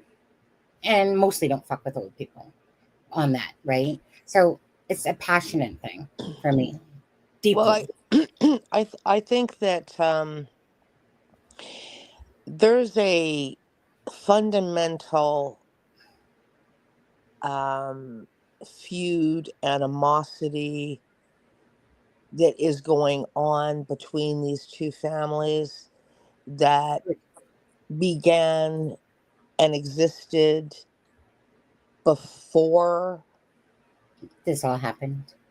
Lily and Jack disappeared. And under normal circumstances, usually when there's been some sort of catastrophe or something like that, families, if there is any kind of ill will between people, families put aside their differences, Mm-hmm. you know, in tragic situations, or, you know, like I said, like catastrophes or anything like that, to come together in a common goal. And it was very interesting to me because, and it isn't just one person here. It's not just Daniel. It's not just Haley. It's not just Cheryl. It's not just Malaya who's posting this and that. It's just something that, and this gets to what you were saying, Sonny. Someone who analyzed Haley's 10-minute thing Mhm. on live that she did on my channel Mhm. made a really pertinent point. And this analyst said, "Hey, this is not about this she didn't come up to talk about Lily and Jack. She came up to carry on the altercation in the driveway." Mm. And if you listen to that 10-minute little spiel that Haley gave in my channel, Yeah. um, this analyst was absolutely correct. He was bang on. Well, that's what I even said too, That is right? exactly what her motive was. It, So this is the yeah. point. This is the point, guys, is why nobody cares. Mhm. Like, why, for goodness sakes, drop the animosity between the families so that you can actually just simply come together and Yeah. figure this thing out. But I do question, and I say to myself, I keep thinking that rift between the families has got to be at the core of this. Yeah. I Yeah. don't know what, I don't know how, I don't know who, but Yeah. because it was not dropped when this catastrophe happened, and in fact, this seems to have exasperated the whole thing. I would Mm. say it's at the very core of this. Yeah. I mean, you could tell on like honestly, um, any like at least for me, and I'm sure others too. But when I was watching Haley on there and listening to it, her goal was not about Jack and Lily at all. You could see it. Her goal was to get out that piece about, well, what Logan didn't say was this. That's Right. what she wanted to get to. You could smell it, you could see it as soon as she got there. And I was just like, what about Jack and Lily? Yeah. Right? Like what about Jack and Lily? But so meaning it was clear as day that she did come out there to go, I want to talk about this. Yep. And honestly, from an outsider looking in, again, there might be some beef there, but all I want to hear about is I want to hear Jack and Lily's name. I want to hear them say, you know what? I am here for Jack and Lily. You know, Mhm. if Daniel did this and Daniel did that, great. The RCMP, they got his number then, right? But that was clear as day, just coming on for that specific purpose. And that's to me like someone covering a live with a clickbait thumbnail, and they're just doing it for dollar purposes, and Mhm. and that's all that they want out of it is to feed their pocket versus care about a case. So that's Yeah. kind of how I seen that the same way. Well, I'm not gonna care. I'm not gonna talk about Jack and Liz. Sorry, Haley. Just calling it like I see it. But I want to target this particular spot, which She had an agenda when she came up. she did. And the thing I didn't know, I had no idea she was even coming up. I didn't even know she was coming in the room. Yeah. I had actually asked Cheryl, I had messaged Cheryl, who is Malaya's friend, and she's Yeah. actually, anyway, um, if she would come in, if she would consider coming in to my channel and talking about addressing the Malaya photo on the beach. Oh yeah. And I felt that somebody should, and see if it was at all possible to maybe do some damage control there on Right. behalf of Malaya, and maybe even just simply explain it and everything else. But in any case, I did not know until afterwards, and Cheryl told me afterwards that she could not come in, but she asked Haley to come in. Now, I don't know if Cheryl said to Haley, "Hey Haley, can you go in and talk about the photo?" That was never talked about. However, I learned afterwards that Cheryl had said, I've got to work, or if she had something going on, Susan would really like me to come in and talk about, or whatever. Could you go in? And so Haley agreed to come in. And of course, I didn't know any of this until after the fact. Um, and then I read in my messages, which you can't see, by the way, on TikTok. Okay. If you're in a live on TikTok and you get TikTok messages, you can't read them while you're in a live. So it wasn't until after that I read the messages back from Cheryl that said, "Hey, I heard Haley was in your live. Sorry I missed it, but I couldn't make it in, so I asked her to go in." And I went, "Oh, okay, this is why Haley came in. Interesting." Oh, Right? okay. Yeah. Oh, oh, okay. Yeah. So, I mean, obviously okay, so Cheryl was the second one, at least according to what we saw. So Cheryl and then Logan come up, and like I said, there was animosity going on, and it is too bad. This is exactly what's happening in the Sebastian Rogers case as well, right? The animosity, and in your heads, all you're thinking is like, put your selfish asses aside and work together. If this is about Jack and Lily, then make it about Jack and Lily, because they're the ones that need the voice. Yeah. They're the ones that need us, Yeah. right? They do. For any family member, if you guys are watching this live right now, Jack and Lily need a voice. So if you know something, and you want to put it out there to give more understanding or clarification, whichever, then please Mm-hmm. do. Be a voice for Jack and Lily. This is where I have my issue. And maybe it's just because in life, I've always tried to always be a very unselfish person. And so when I met my husband, I was like, dang, you make me even want to be a better person. How I never came across somebody that actually made me want to be a better person. So when I say that, my heart, my soul, and like, for instance, like Darren can say what he wants. I know he's just slagging at me and stuff like that. But when somebody does take away from my purpose, which is why I've been in customer service and hospitality for 40 years, is to help people. Didn't matter what my title was. It was that I could help people. And I still do that to this day in my current job, as well as come on here, splash lives, because of Jack and Lily. So it's kind of like I'm a stranger. And I feel like, in many ways, I feel like I care so much more than some of these family members because they're not speaking up for Jack and Lily or being a voice. They're putting out little peeps here and there, you know. I don't want to speak for all of them because there are some people plastering it on their media and stuff like. I'm just saying, I would have expected more people talking. If the truth is there and the truth is simple, it's not hard to talk about Jack and Lily and finding answers. Why are people hiding? Right? I don't Why? know. I don't know. I just don't. I can't understand it. I'll never understand it. I And mean, I don't yeah, know that they are hiding per se.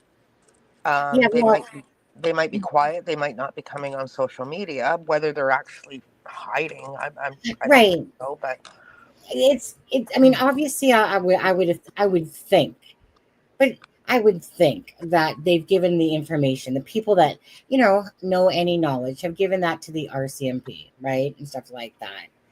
But it's kind of when sometimes they go into Facebooks and they're under a pretensive name and they want to use they want to say little peeps. Why are you hiding though? Mhm. I can't I mean I get it, don't get me. I call it hiding because to me it's like here's my real name, Sunny Austin. Okay. Well, Oh, okay. Sonia, right? And then other family members are using like these little pseudo names, and it's just like, why are you doing this? Why even pipe up at all? You know, Hmm. it's but anyways, that's just my thing. At the end of the day, it's children. We're here for Jack and Lily. These are the children that are missing. These other people aren't missing. They're sitting in their homes right now, maybe watching this live or eating bonbons and chips. Who knows what they're doing? But for me, thank you, Lucid. I got bills to pay. Got bills to pay. Thank you. Okay, one second. Thank you. Thank you for covering me and Jack. Blue heart emoji. Beating heart emoji. Blue heart emoji. Beating heart emoji. Blue heart emoji. Thank you, Lucy. Okay, so going on to a Haley's interview per se. Okay, so obviously she had an agenda. No, what was your like after her coming on there, right? How did that leave you feeling personally, knowing that it was geared towards Daniel and Logan not saying stuff? You know, were you like, "Thank you for the information"? I was just sitting there going, wow. Well, I'm not gonna lie, I was I kind of know, going, yeah, "Wow," too. yeah, You know, and that's the thing, honestly, when we're given doses of truth serum and then lies in the midst of it, how do you make sense out of nonsense? And hmm it's hard, right? And all I want, you know, just go ahead. You know, if there's a timeline that starts at 6 o'clock in the morning, right? Because again, people that have nothing to hide have nothing to hide. They'll talk freely. For anyone that's been in true crime, you guys know these cases, right? That when you're innocent, and even though some people can look guilty that are innocent, but when you're innocent, they're just out there. They're praying for their kids to come home. They're basically begging us for, please, if anyone has any information, da da da da da. You know, it's a normal thing that happens. It's abnormal when it turns into one of these twisted cases where it's getting twisted for sure. yeah. Yeah. Now, Charmaine, did you want to ask Susan anything with regards to anything, honestly?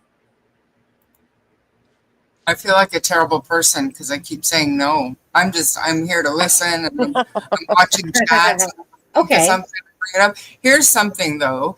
So for Daniel, Darren, Janie, I don't know. Like, I don't get it. I don't get it. Do we think that the kids are alive somewhere and being not hidden? I think I saw a text earlier. But anyways, so if that's the case, if they're alive somewhere, so you still want the story out there, and you want the real information, and you want people talking about it. If you think that they're out there and we just don't know where they are, you still want all of the resources, and you want all of the people talking. And if you were, I don't want to say if you're smart, but you could use YouTube and social media as a tool to help get their faces out there and the proper story out there. You could, and I'm not saying do this, but you could do like a GoFundMe to hire the cadaver dog for yourself if that's an avenue you wanted to go down. I'm just wondering, like, if we think the kids are somewhere alive, where are you guys? What? You have a YouTube channel. Mom and stepdad have their own YouTube channels. Where is everybody except for in friggin' chat rooms and Facebook chat groups? And you know what I mean? Like, let's find the kids. If they're alive, let's find these kids. There's this Charmaine I know and love. And I'm still super if they calm. are, I'm still. and if they are not alive, let's find these kids. Absolutely. Well, and that's a different story. And they have to know, and I'm hoping they're all still watching and listening. They have to know that by the inconsistencies and the refusal to straighten up the information that's already out there, you're leaving the social media and the YouTube streets no choice but to speculate. And it looks terrible. And you could fix it in 10 minutes. And not 10 minutes in a Facebook chat group where you're throwing shade at somebody else. Like, I don't even want to get into that because, but you know what I mean? Like, if they're out there, if they're alive, then then use your platforms or use the people that want to help you, and let's bring them home. And if they're not still alive, or if you don't know, let's do a GoFundMe. Let's get the cadaver dogs out there. Let's figure this out.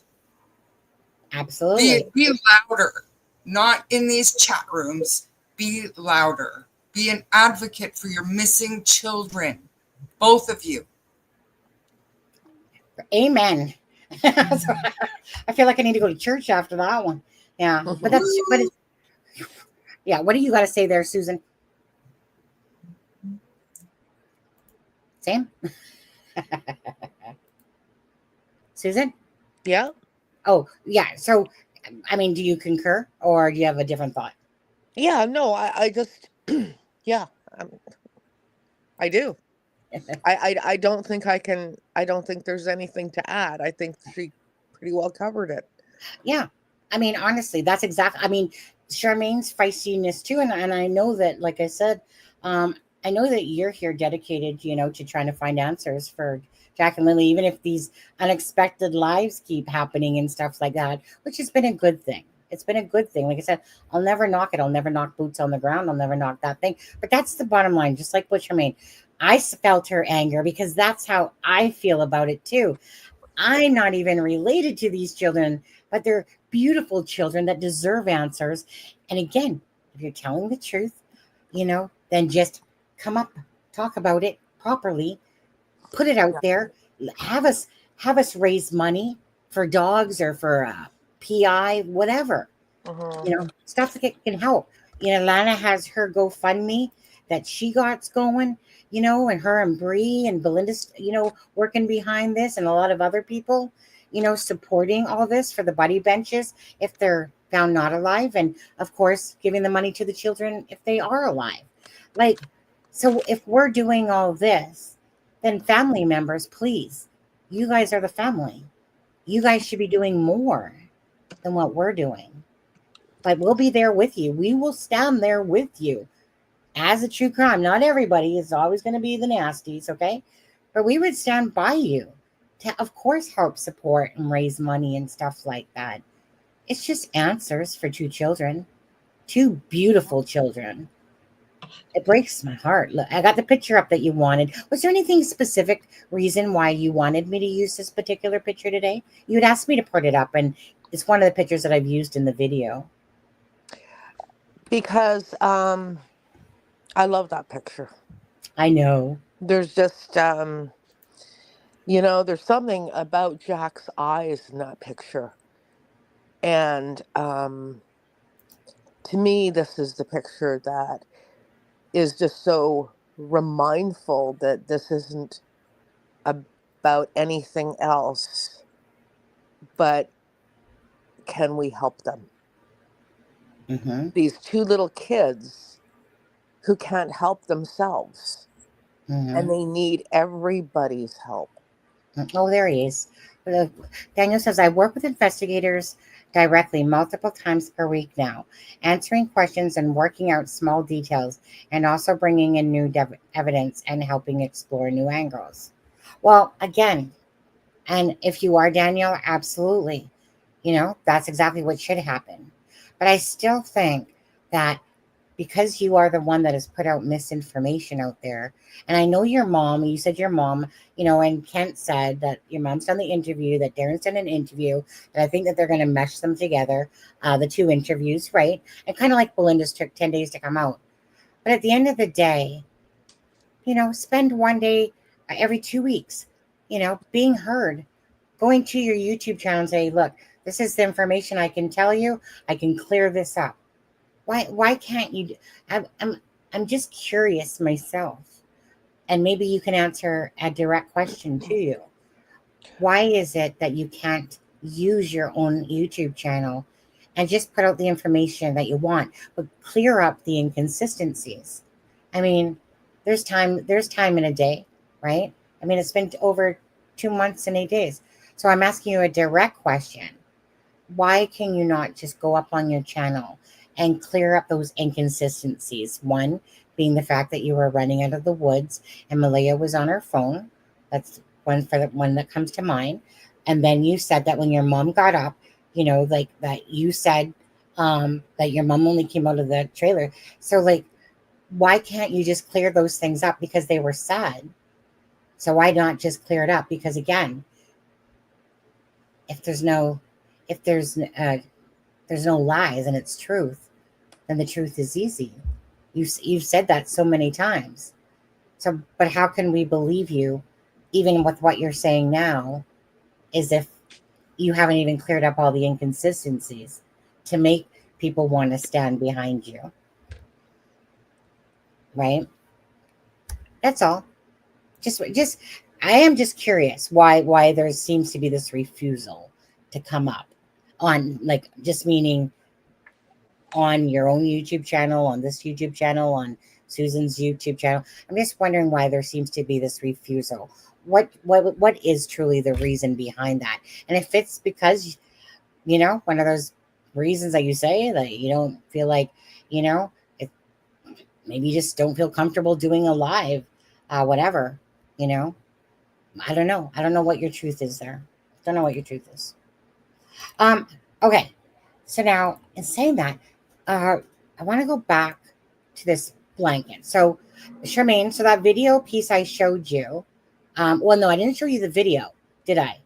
I think I put the video though in chat, and I was just trying to look for that with you guys. It was only a little clipping in the live, but it showed exactly this blanket, and I couldn't tell if it was AI or not generated. For all the people that are in chat, again, there's 790 of you guys, and let's see, there's 413 likes and shares. Come on, that's almost about half of you guys for likes. Can you guys smash that button? I wanted to look at this. By the way, the poll, 37% said RCMP conversation, 28% said Jack and Lily's Army. And this says, sorry, the question was, just please like and share. But about today's live, it was about Haley, Logan, Cheryl, RCMP conversation, Jack and Lily's Army, and We Are the Voice. So it was just whichever one, you felt was most appropriate to your feelings and that.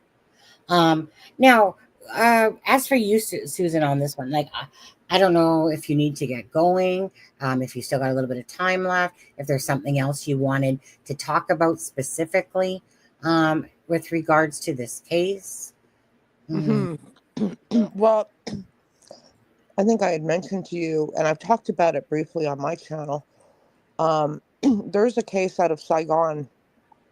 There's no, don't worry, I haven't lost my mind. I don't think they're connected.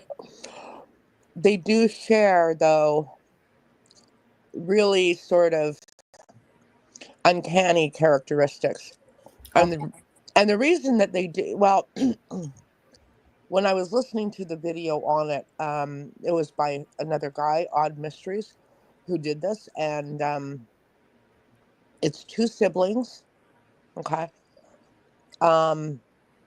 It's both, Lily and Jack Sullivan and the Saigon children, sisters.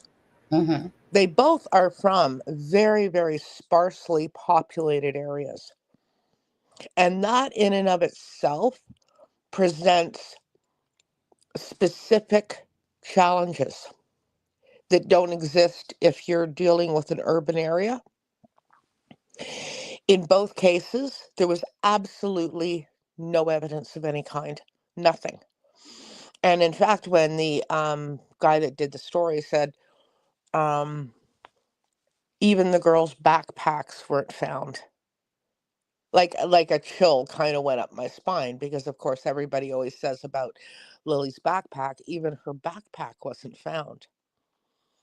And so that one talks a lot about non-parental family abduction. And it talks about the characteristics of it. And one of them being that it's one of the types of, so a stranger abduction, they say, is kind of messy. There's quite often either witnesses or there's some trace evidence that is left behind. In a non-parental family abduction, completely different, and often, frequently, um, there's no evidence of any kind because the children willingly go with the person. They're a trusted person to the child, so they're not posing a threat of any kind. So I found that interesting.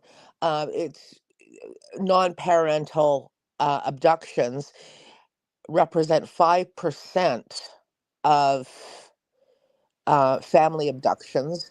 It's a small number, but I guess the statistic where that came from states that it represents um, a lot of the police investigation into abductions where there is no evidence or something to that effect.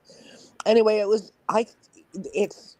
they're fascinating. The two Yeah, cases cases are parallel. really fascinating when you compare the two. I was listening Yeah. to the Saigon sisters um, while I was sort of dozing, and I actually thought for a second that somebody was talking about the Jack and Lily case. It's just really, and the parents were completely exonerated. The police were not looking at the parents at all, but they had people of interest. And I will say that, I've always said that the Jack and Lily case will not go into a cold case.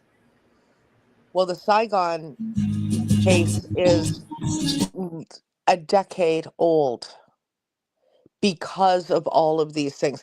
They also had a massive search because Saigon is a U.S. territory. They had the FBI there. They had 500 volunteers searching an area with a 300 plus population, not 300,000, 300 plus, Right. not a trace. Crazy, And right? so, my heart just dropped when I looked at all of that because I thought maybe this will become a cold case. It it has potential to. It does. It has the signs that it could be. I'm gonna no matter what.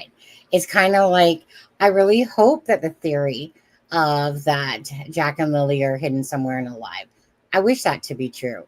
You know, I look at the glass as half full. I want to always, but I'm also very realistic about how these type of cases turn out.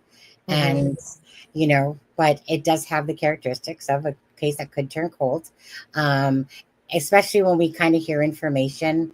Uh, Actually, no, let me ask you something. So, besides that, I want to ask you something. How do you feel about the fact, like, what's your thoughts about the cadaver dog that we don't know for sure? No, I think we do know that probably there wasn't one used, but let's just say there wasn't one used. How do you feel about that being in true crime? What's your thoughts on the cadaver Are dog? you asking me? Yeah. Mm-hmm.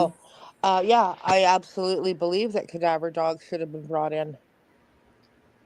Is that what 100%. you're asking? Yeah, of Yeah. course. 100%.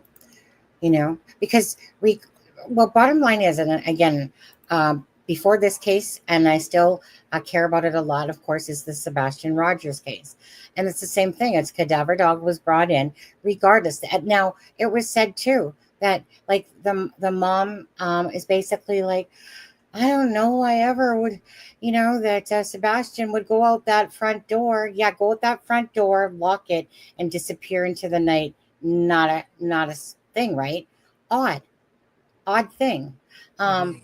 and so yeah, so it's kind of like, but cadaver dogs were brought in because regardless, you're gonna check, like, is there the scent of human dead, like a dead body, right? Like, Mhm. so meaning if they're missing, and okay, one of there's a great lady that I know. Her name is Jennifer Coffindaffer. She's a ex FBI agent, and she's always on channels, and she has her own YouTube channel. And even she says, like I had said one day on a live, I was like, I don't understand this. Instantly, it should be deemed as like a criminal case, like as if something happened to those children, because more times than not, there's family involvement in these cases, and then you downgrade as you learn more information. But kind of like Sebastian Rogers' case, where his freaking home got all contaminated. They didn't even use, what's that stuff called again, Charmaine? That not Luminal? luminol. Thank you, luminol. Right. But Yeah. the thing is, and even Jennifer Coffindaffer said that she believed that that's how cases should be handled when children go missing, because a lot of times it's a very good likelihood that there's family involvement. You instantly want to seal it off and protect, regardless, and then downgrade once information comes in. Whereas, sure, it was nice of the RCMP, to talk about in the press conference that everything is suspicious. Great. But I mean, honestly, they came pretty much right out and said, we don't believe it's an abduction, like a stranger type of abduction type of idea. They, in the woods, they obviously did multiple searches and stuff like that. This guy that corporal person that you're talking about says in the woods or criminal, right? Right. Mm-hmm. With it all. But so, yeah, so it's just kind of like, to me, I'm just amazed that a cadaver dog was not brought to the scene as soon as it could get there.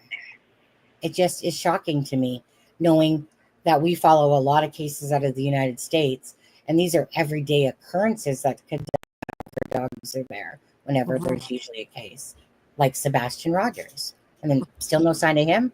About a year and a half later, it's been for Sebastian Rogers. Feels like yesterday, right? Yeah. Is this going to happen to Jack and Lily?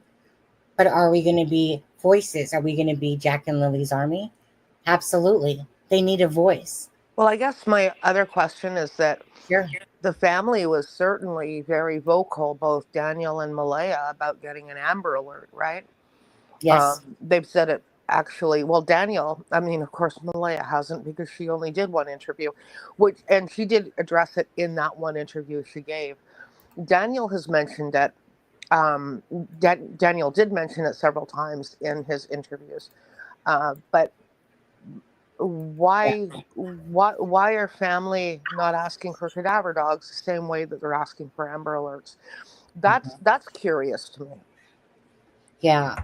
And so in these text messages between Belinda and Malaya, right? Because again, Belinda shared everything with me, because all she wants is answers, right? And insight. I mean, if the family's not going to give a timeline, a proper timeline, then anything after that becomes almost fair game, to be honest with you, because people are searching for answers. So now I didn't notice it until Kent pointed it out, but in the messages that between Malaya, she says something like many suspect that they were picked up. Many people suspect that they were, picked up. Yeah, is what she said. Something to those words. And it's kind of like, okay, right? She's making a comment. It's kind of stands out. There's quite a few things that do stand out. One of the main things was, well, I mean, I know that this is a bold-faced lie regardless. Those kids were not supervised all the time, and it wouldn't even be normal, in a sense, when you have a big yard like that. But she definitely did make a point, and maybe that was through because of CPS, that they didn't already had a visit and stuff. Like, that was probably protecting their own ego. Oh, wow. Sorry. Thank you, Anna. Nice hair. It's hot. Thank you. But yeah, so I mean, there's like it's like you're reading messages and you're hearing these things. And what's weird here as well is that Chief Glasgow lady, Belinda, people have been putting this out. Belinda, wants to know answers about Jack and Lily, right? Just to see by chance. And instead she gets, freaking schooled on the use of the word native instead of, and and it's like, hold on a second here. I mean, have a heart. Like, meaning, if you want to make a comment and say, hey, Belinda, just so you know, we do use the term First Nations, right? And no, we have no knowledge about Jack and Lily, and any information that we do have, we would have, sent over to the RCMP. There was a way, but this Michelle Glasgow. Well, the other thing that's curious to me is, why would she say that did she say the proper term was First Nation? Yes. Well, that's really curious What about because, Indigenous? well, yeah, I mean, what about exactly, and what about the Indigenous? I mean, and I'm thinking about that in BC, right? Right, The Indigenous murdered girls and families, right? That's for the Highway of Tears. That is what the whole thing is called. It's not First Nation murdered girls and right. right. Yeah. It's I just, indigenous. It's indigenous, and that is the term. It is not First Nation. right, right. And So, that's, I mean, I'm not going to bother to put up the screenshots of that, to be honest with what you. does it matter, though? Honestly, seriously. What does I it, mean, right? when What it did it comes matter? to it, may matter in a politically correct discussion Setting. about politics or Yeah. about Canada, but when you're talking about your Children grandchildren missing. that are missing, And you want to be heartless and ignorant and it's just not the time and place, right? no, Yeah. exactly.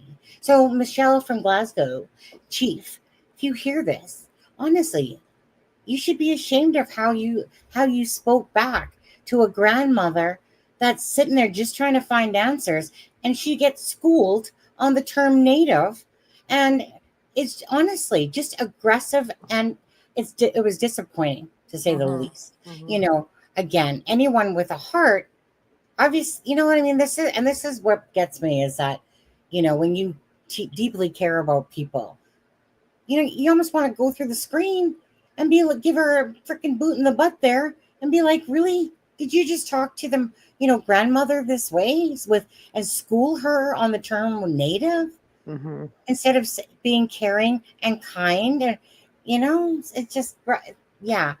People have been putting it out there, guys. I'm not going to bother. It's already out there. I'm just saying, when it comes to two missing children, come on. Like, that's what makes it seem like, well, what are you hiding over there on the Brookside? Are you guys hiding something? Because this is weird. Let's just call a spade on this one. It is weird.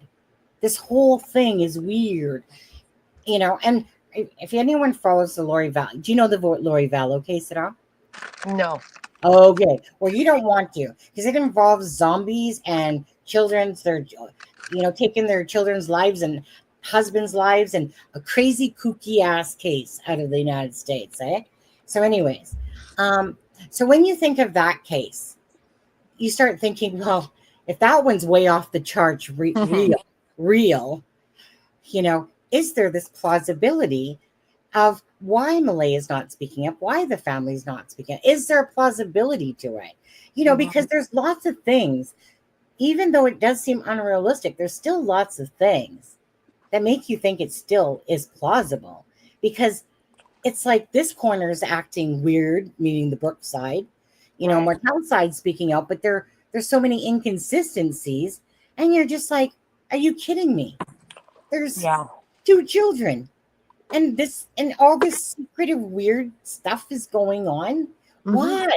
Why, like, right? Yeah. And it only happens when people have something to hide.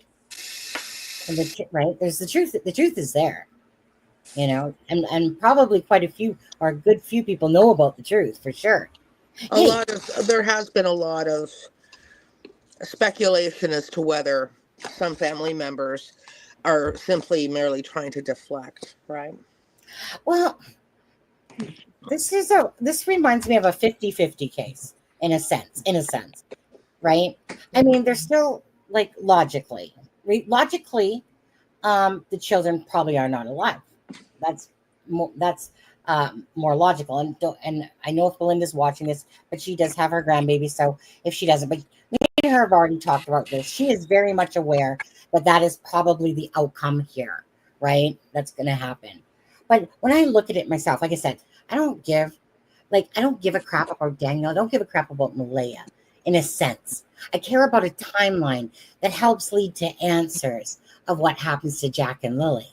So when the truth can't be told, well, of course, like anyone, right? I mean, my stink eye is always up with people when they say something different than they did the first time in that. But in a sense, like really, they're the ones that are creating this big web of lies, web of mistruths, and this web of hiding going to beaches, Mhm. this weirdness to it all. But I'm just sitting here myself, just trying to take all the information in, apply Yeah. it where it might seem to fit. Yeah. And that's Well, and my best. I do need to go, but I Okay. will say I just want to say one thing in closing. I have had it said to me by some family members when that whole concept of them speaking out has been presented, and the response back is, well, and for example, like, why has Malaya not come forward and said anything or given any interviews? And what you get back is, well, they don't owe anybody anything. We're looked at. So I'm going to end on this note. They owe Lily and Jack That's everything. absolutely So don't say we don't owe anybody anything. right. You do. Yes. You owe it to Lily and Jack. And Yes. you should not be leaving the voices of complete strangers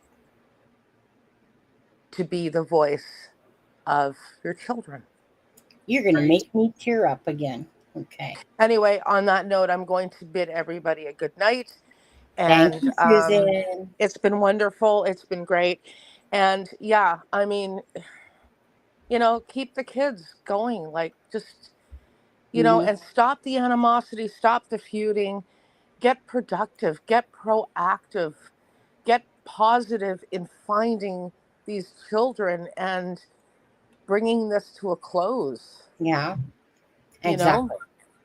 And we will, as creators, do everything in our power to assist you in doing that. Absolutely. Yeah. Absolutely. Okay, take care, guys. Thanks, Susan. Okay, Okay. bye-bye. Good night. Good Uh, night. yeah, I was looking forward to this. We had talked last week on there. I wasn't actually going to say anything, and then you said something yesterday on the live. And then I was just like, you know what, YOLO. I'm just going to ask. I'll just talk to Susan today because I was just holding off a little bit here. And then I was just like, want to do a live tonight? And she was like, sure. And I was like, sweet, right? Okay.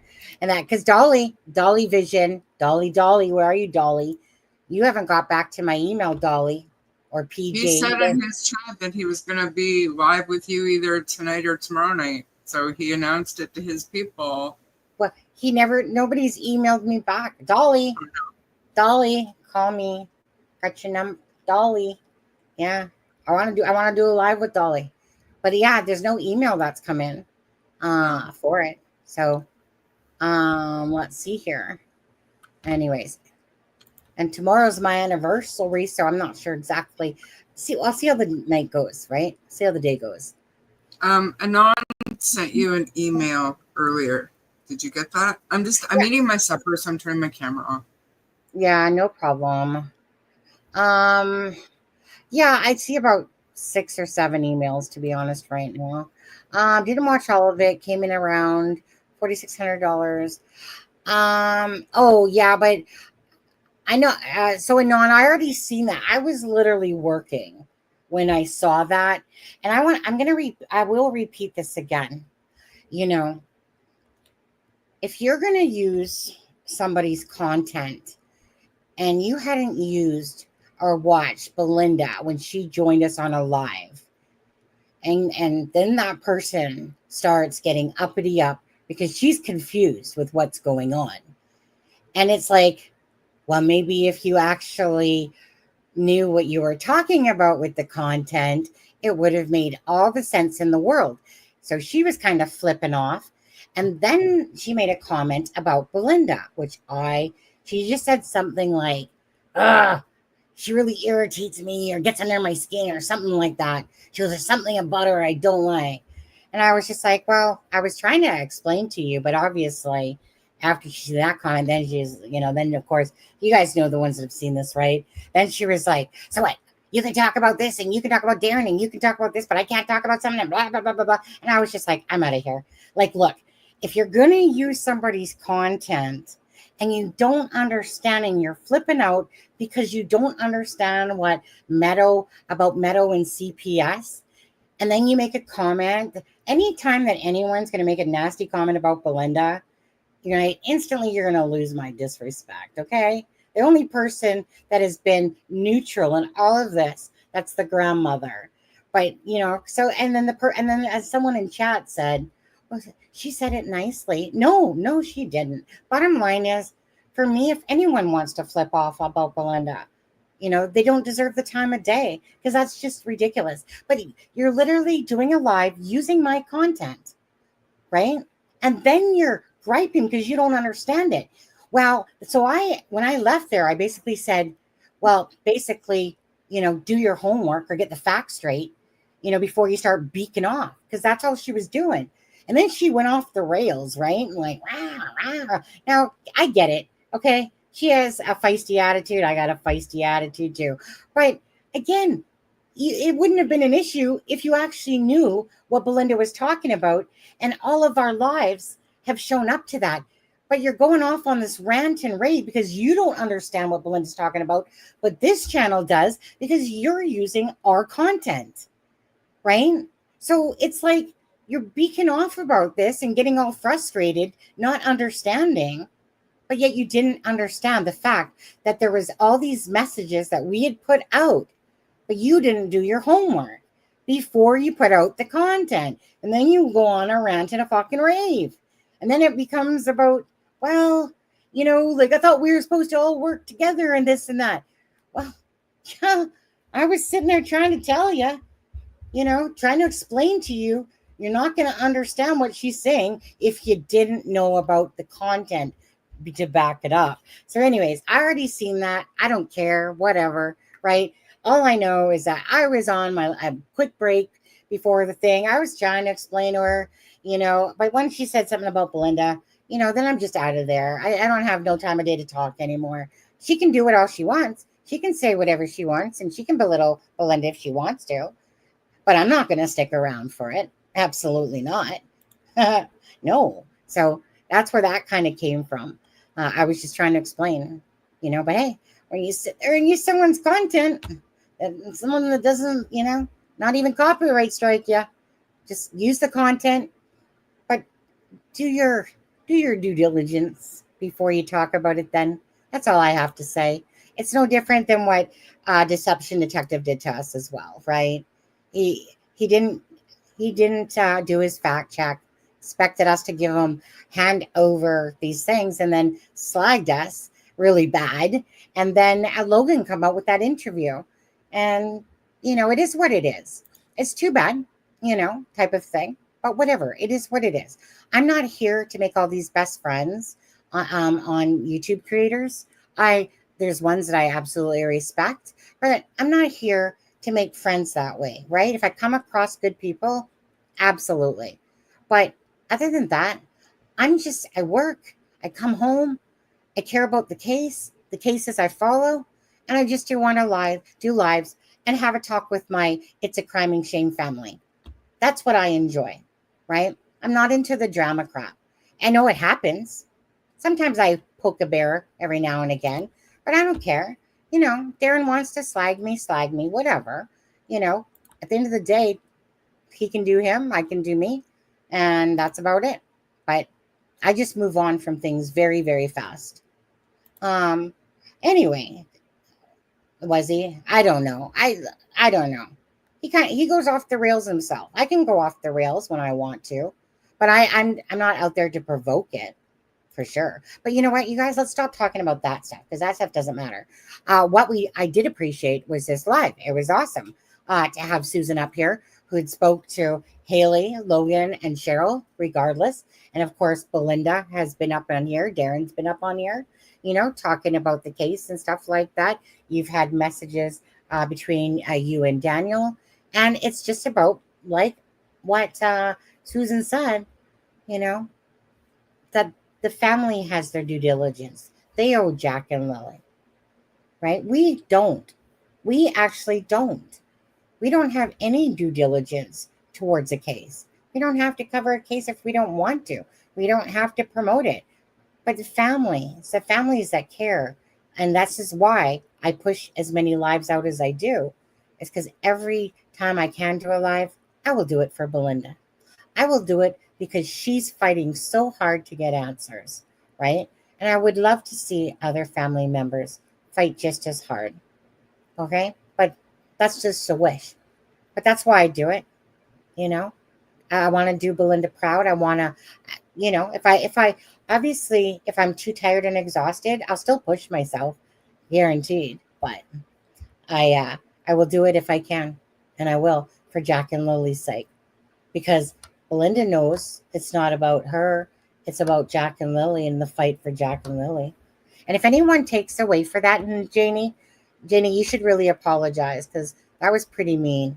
You should really apologize to Belinda for those comments. There was no need of it. Yeah, I got my back up too. Like, why don't we just have a freaking big hug and everyone start being truth busters and truly being behind Jack and Lily's army to find what happened to them? Like, seriously? That's what we need here. This is about children. There's so many cases out there, you guys, and I'm talking specifically to the Martell side and Mackenzie's and the Brooke side. There's so many cases like Gabby Petito's, where families came together, that the parents might have been divorced, but they held tight and together. There's tons of cases, that they are like, you know what? We don't care about what all shit has we gone through. What we care about is finding what happened to Jack and Lily. And I really hope it resonates with people that are in the family unit to do that. That's all I got to say. Oh, okay. Charmaine, what did you want to say? Because I will be showing you that clip of the video of the blanket. I was just going to say it's not going to resonate with them. Oh. It's the thought that counts, and we're getting our words out there. We're using our words like adults so that everybody is clear what our motive is here, what we're trying to do. We're trying to help. But we'll just leave that there for you guys. You guys, I just want to do again. I want to say that there's 6 people, by the way. I'm just going to quickly go through those. Thank you, Chris, on there. And Lisa W., thank you so much for becoming a member. Renee, thank you for becoming a YouTube member. Lucid Dreams, thank you for the covering of the Jack and Lily. Thank you as well. 1111, hey, how you doing? 1111. Someone closed the door. Okay, that is true. I think a lot of us forget about this part of it. Is that Daniel said in one of the interviews or whatever that all the time he has to tell Jack and Lily to close that door, right? So that obviously that means that they're outside playing, and just playing in the backyard, perhaps, in what is deemed as a safe space, and then, coming into the door. But that day, Daniel says that the door was closed, So what do you guys think about that? What do you guys, thank you, Anna. What do you guys think about that? Inquiring minds want to know on there. And Daniel, if you're still here, what did you think about that yourself? And is that door well, I mean, I guess you'd be contradicting yourself if you said no. But at the same time, is it a silent door? And was that one article, did they misquote you, or did you actually hear the door? Right. Remember that article where it said? Yeah. But I never posted that article because it was the only article that said that. So that meant to me that was a lie. Meaning a typo. Yeah. So I mean, Michelle After Dark put it on hers today, and I'm just today, and that was old. That was from months ago, but maybe she never caught it. There's a couple. You know why? It's because I think Shinatra Speaks recently put that out as well. And I'm like, you guys, this is like so old. But there was only one article that talked about it. And I didn't want to bring attention to this article because it stirs the drama, right? And the mistruth. I felt like it was a mistruth, mistake, wrongly said. Wait, Sonny, don't do Dolly. You are married and he's a dog. Well, My husband doesn't care. Oh yeah, my husband. I got freaking Ben here, my online husband. My husband's willing. He's just like, yeah, I trust you, honey. You go. Actually, by the way, you guys, it's mine and my husband's 10-year anniversary tomorrow. It was 10 years ago tomorrow that he landed from England over here to Canada, and that so 10 years. And I kept telling him, husband, you know what you should do is you should take me down to the mall to buy a ring for my our 10th anniversary. Now, when I say that, guys, trust me on that. Her brother is Malaya's lawyer. That's a different one. That's a different one. That's a different Michelle. Is that my wedding ring? Just sidewalling here. My wedding ring cost me $36, I think, for my wedding ring. I don't give a shit about diamonds. I'm not that type of girl. Who cares less about jewelry that way? But I do love my hearts. I do love my hearts. So anyways, so I happened to somehow my wedding ring one fell off. I was devastated, of course, right? My 36-buck wedding ring meant everything to me. So my husband took me out that night and he got me a $98 ring. Well, I picked it out, obviously. So I think I'm entitled to somewhere between $36 to $98 ring for our 10-year anniversary. Think so? I feel like I am. Hello? You've earned it. Fine. Send me one. Send me one better, Charmaine. I dare you. Yeah, dare you. No. Your husband better be. Shh. Let's talk about him just for one moment as I was building him up. But now I'm going to tear him down for a minute. So my husband comes home today, right? This is just a side moment, okay, guys? So my husband's brother lives with us. His name is Ryan Austin. Well, Ryan's birthday was on June 12th, and my husband's birthday, June 22nd, Cancer. Mine, July 3rd, our wedding anniversary, July 11th. So my husband comes home on Ryan's birthday going, woohoo, or no, sorry, not on his birthday, the day before, and goes, woohoo, I'm taking the day off. And I said, oh, really now? Taking the day off for your brother's birthday, eh? Okay. What about when my birthday comes along? Oh, I guess I could take that off too. I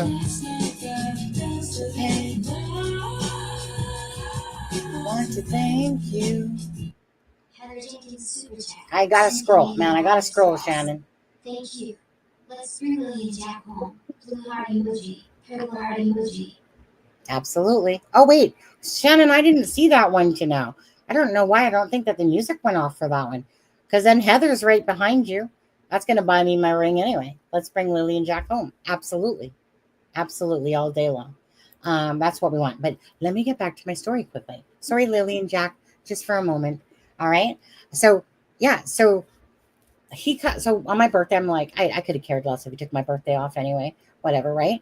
So today he comes home and I'm like, so, husband, you have tomorrow off? And he's like, no, why would I? And I said, well, I don't know. Why would you? He goes, well, I know what day it is. It's our anniversary. But why would I take the day off? You want to see this face? Do this? Yeah? And be like, did you just say that? Did you just say that to me? And he's like, what? And I'm like, you're kidding, right? You're kidding. And he's like, well, no. I mean, we're just going to work probably half a day anyway, so it doesn't matter. Well, you took your brother's day off. So now at this point, I didn't care that Ryan was right there. And I was like, so you can take your brother's birthday off, but you can't take our anniversary off or my birthday. But that's okay about birthday, but our anniversary off. And you're going to sit there and go, what? And I'm just like, really? So, of course, you guys, I turn around, tears are in my eyes now, and I'm welling back the anger now because I'm like, were you fucking kidding me? You effing kidding me? No, he wasn't. But anyways, I got over it very fast because that's what I do. Forgive and forget. No, I never forget, and I hardly ever forgive. To be honest with you, you burn me, you're out freaking my life typically. I'm but anyway, 10 times worse than you. I'm married to the man. I gotta kind of forgive him sometimes for his, for moments like that. But I'm just like, So your brother is more important than me? Is that what you're saying? Nope. Just saying I'm only going to be working half a day, you know? And you I didn't. bet you he's got something planned. He's got I, something planned. I He needs to guarantee. get out of the house in the morning. He needs No, no, no, to. no, no. Trust me, he's not. The only thing he's going to leave me to do is dishes or something like that. You know, happy anniversary, honey. Do my dishes for me. No, no, no, no, no, no, no, no. He's not going to. But it was just, you know, it's just that the nerve. Oh, no, no, no. What he said, Charmaine. Sorry, guys, we'll come back. What he said though was, he goes, "You never said nothing. You just said it's our anniversary on Friday." And I was like, "Don't even go there. Don't even tell him." He is McNasty for telling me that I didn't say something. And he's a stubborn cancer and he actually believes it. And I'm like, don't even go there. Don't even dare. If you want to piss me off, you're on that right train track to freaking hell in about 2 minutes. But he's like, yeah. And then and he's like, no, you didn't say nothing. You just told me that we were in. Yeah. And then all of a sudden he goes out the door and he's like, love you, with a big smile, like his little smile. Okay. So I was like, forgiven. Freaking smile, dimple shit gets me every time. Just saying. Just saying, Charmaine. Just finished, Kent. Thank you so much. Thanks so much. Thanks, Heather. Who got that? Okay, I want to play this video here. Who got that? Oh my God, it's going by so fast. 1 second. Oh my God, the chat. It's like freaking on bionics. Oh, Young Blood comment received a gift. Never gonna let you down. Never gonna run around. Dessert you guys in a second. Pretty much, there's ice cream in there. I'm deserting you. Cheesecake, I'm gone. Not even a word. Bye-bye. Right? Thank you, Heather. Okay, you guys, let's watch this piece right here, okay? Because I was watching it thinking, is it AI? Because I didn't want to show it if it was AI. But once I seen that picture of this, then I was like, oh. So, oh, yeah. I know the Bobby Ab song, right, Patricia? Sunny, thank you for the love. Okay, I'm not even going to go there. Don't want too many people to leave as I start singing. Okay, let's play this. We'll play a little bit out here. We'll play a little bit out.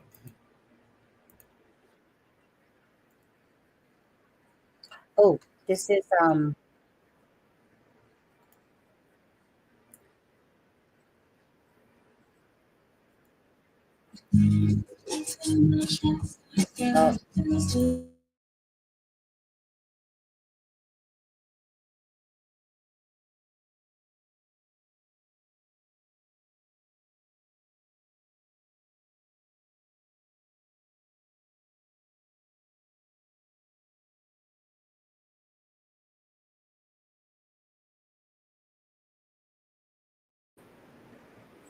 Wait, is it not playing?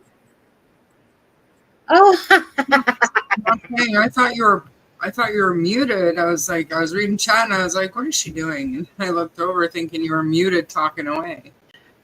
I'm sitting here and I'm getting the link out for you guys and everything. I hear this go off and then I look and I'm like, is that just a picture of the blanket still?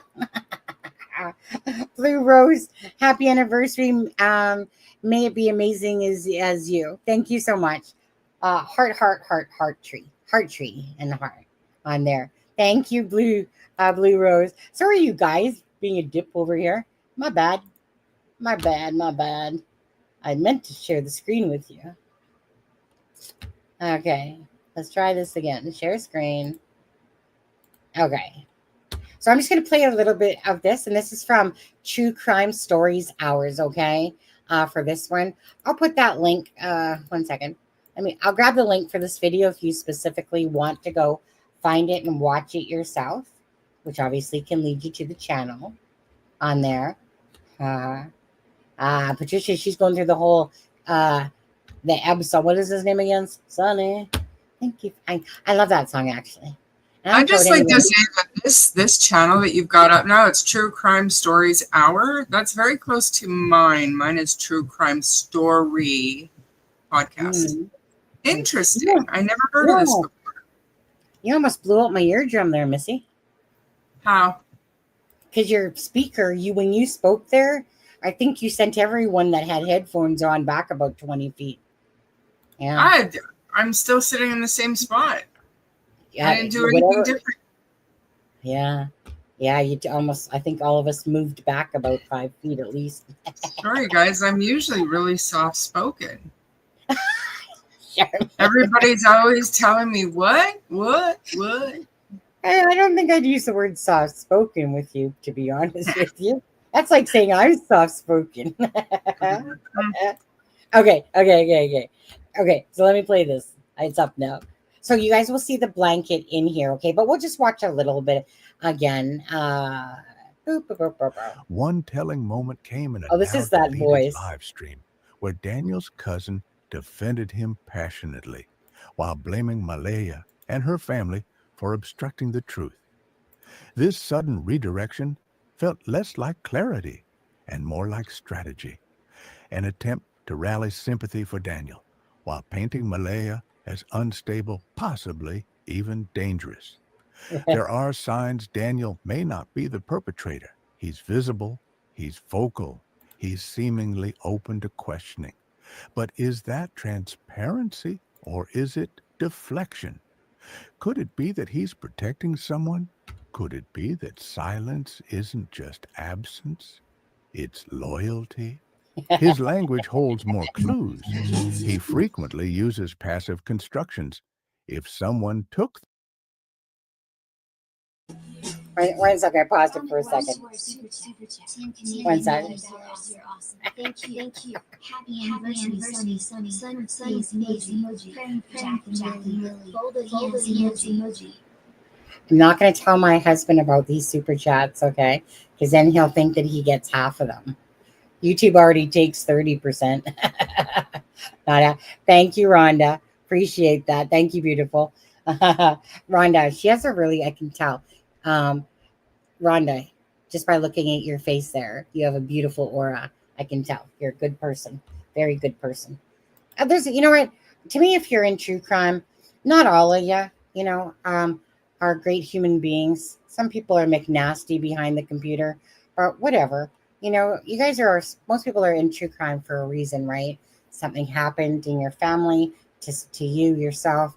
Maybe it's just a space that heals you, and brings you, something positive in your life and stuff like that. We'll try to keep it that way, okay? Now, what I was going to say is, as soon as I heard the voice, I was like, oh, that channel. And then, no offense, True Crime Stories, because, Kent always was sending me this guy's channel. And to be honest with you, I hadn't listened to that part of it. I was just looking at the freaking blanket. Actually, I was listening to it, but I just remember looking at it and going, hey, that's a blanket, isn't it? Right? And I think Charmaine's like, I think you said something like, ain't that big. And I'm like, well, I don't know. I think that's part of the searchers because it looked like it was true, but I wasn't positive. And then when I saw this blanket today, I was like, oh, yeah, I'm positive. Well, okay. So I don't really feel like listening to that. But sort of did a part of it, really. I just want to go. Where is it now? Oh, there's little Lily and Jack. Aw. Let's hear it. Let's see that. 6-year-old Lily and 4-year-old Jack vanished without a trace. There were no footprints, no surveillance footage, no signs of a struggle, just a mother standing at the threshold of her home saying the children must have wandered off. That's what she told others. Come on now. That's what Malahia Brooks Murray claimed.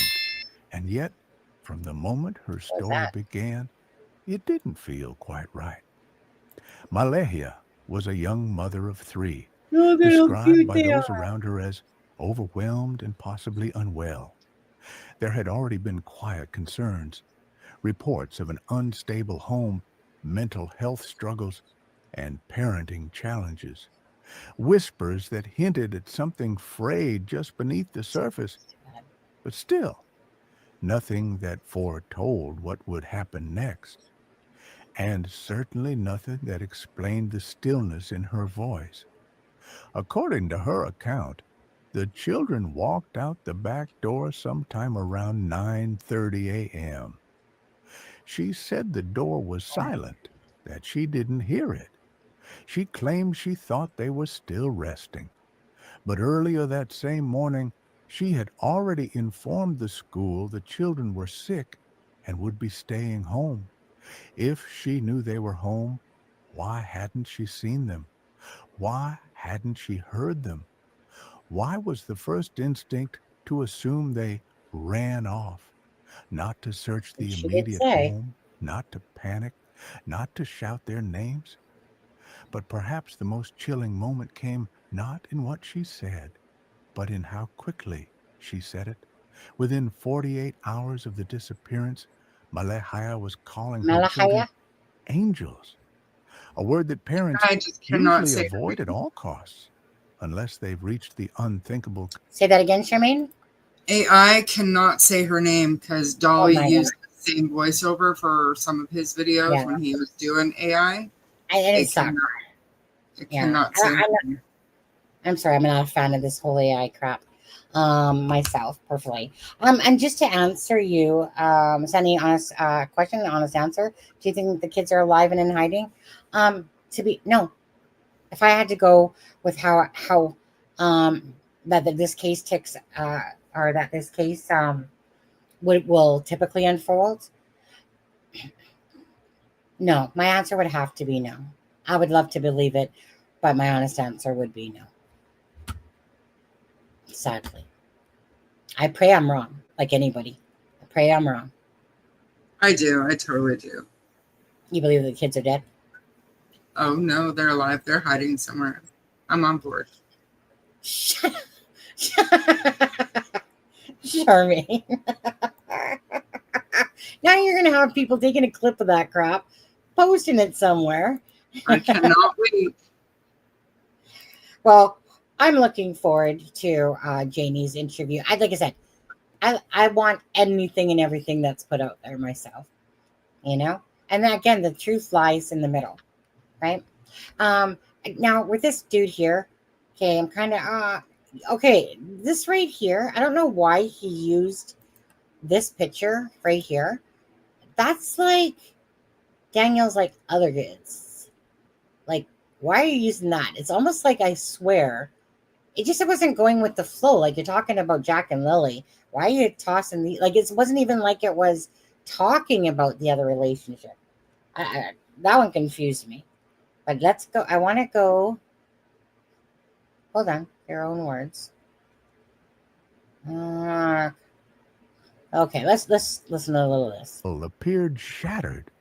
He cried on interviews, begged the public to stop attacking Malahia Brooks Murray, and repeatedly claimed the happiest time of his life was when she and the children were still by his side. But behind the emotional appeals and filtered recollections, something didn't add up. He wasn't just defending her, he was shielding her. And as more details emerge, the question becomes impossible to ignore. Why? There were already signs that Malahia was struggling. 3 young children, reports of an unstable environment, and a possible history of postpartum depression or dissociation. If that's true, if something heartbreaking happened in the grip of a breakdown, Daniel may have found himself trapped between 2 impossible roles, protector and witness. In this theory, his silence wasn't complicity. It was paralysis. And in the hours before Malahia's mother arrived, he may have been desperately trying to hold a narrative together that neither of them could live with. Then came the shift. After the arrival of Malahia's mother on May 2nd, everything changed. Daniel's tone pivoted. The messages began to shift blame. Suddenly, he leaked texts accusing Malahia of negligence, said the children were wild under her care. He's totally taking some wrong pictures there, like that one you just saw. That is like, I think, Daniel's like brothers kids, or maybe his kids when they were smaller. I can kind of remember now. I remember seeing them. I believe I seen those pictures on Earl Martell's Facebook, because that's Daniel's. But like I said, there you would always see typically, I'm just going to be what I saw. Typically, there was always a picture of Daniel holding a child in his hand, and those are from his previous relationship. But, when I was looking at Earl Martell's, pictures, because Daniel, like I said, Daniel has not shut down his Facebook, by the way, in all of this, okay? He hasn't. But you could post on it some Jack and Lily update pictures and stuff like that. That's what social media is good for. But anyways, so he's using some of these wrong pictures here, in the wrong, like making it seem like that's not Jack and Lily right there. Now this A stunning reversal from the man who had just days I earlier don't think that pleaded was. with the internet to stop No, harassing her.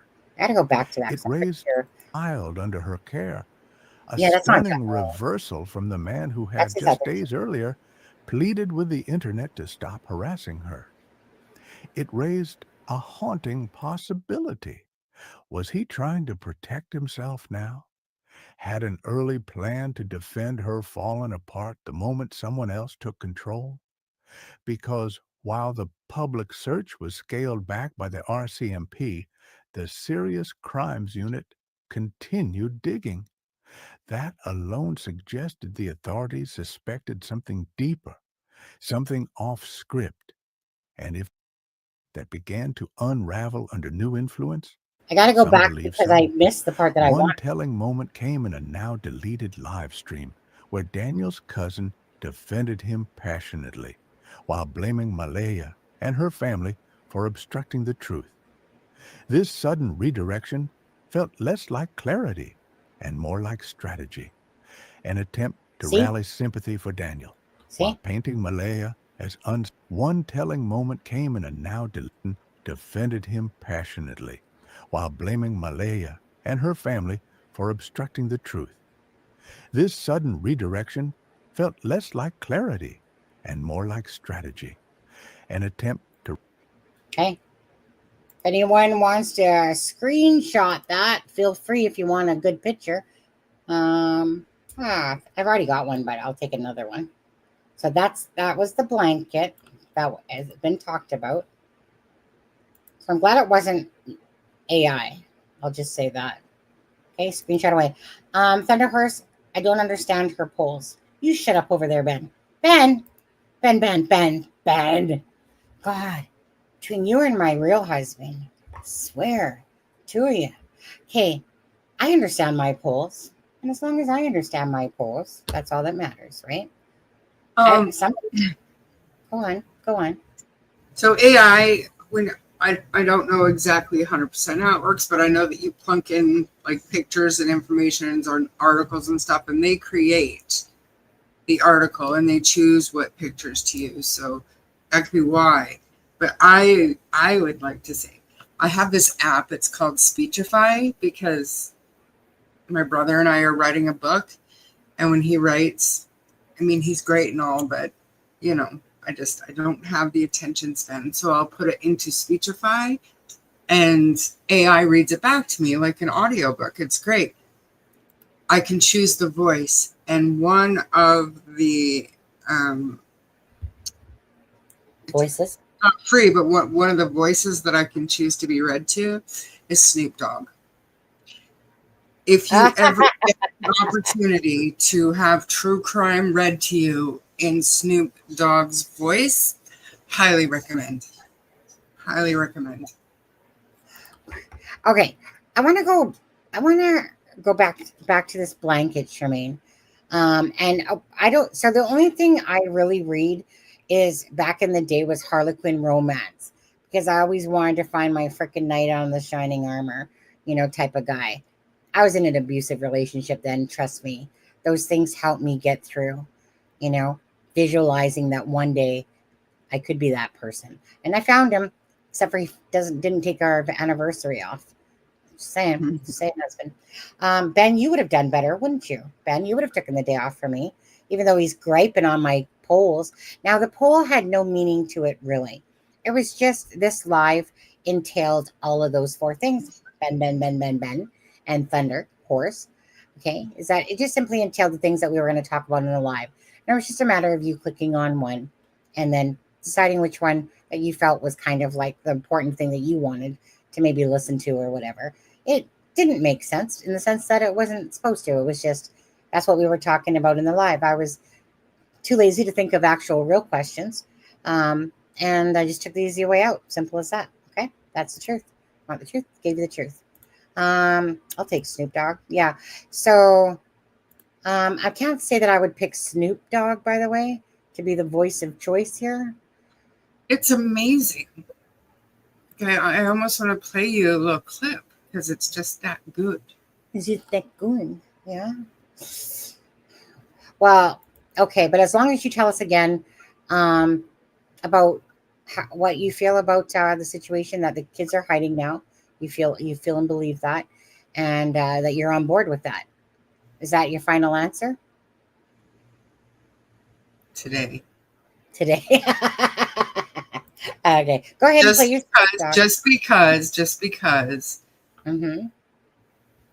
Daniel actually answered one, possibly two questions in our chat.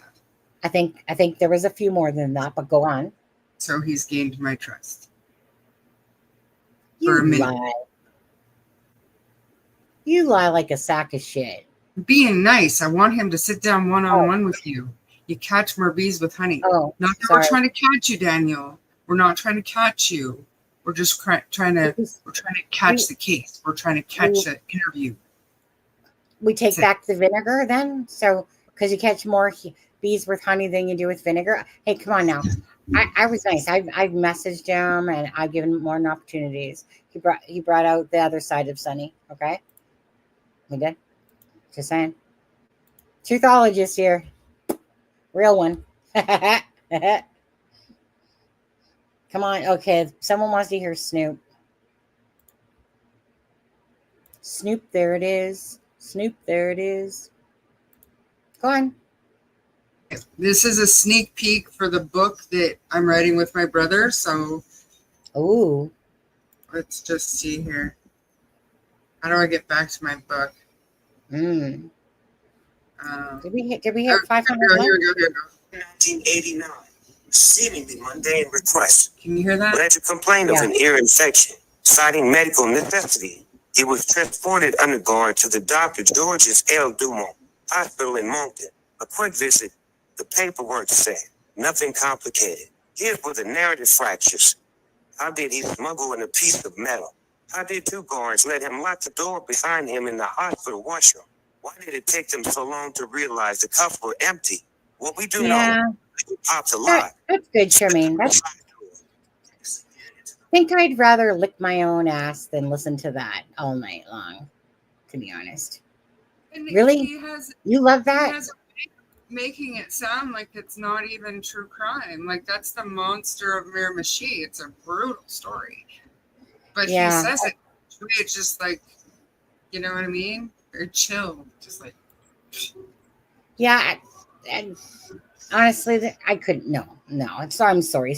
You know, now if you want to put like an Aussie accent in my ear all night, I am so down for that. Oh, I know. What's his name? Country singer dude, the one that's married to, Tom Cruise's ex-wife, Nicole Kidman. What's his name again? Keith Urban.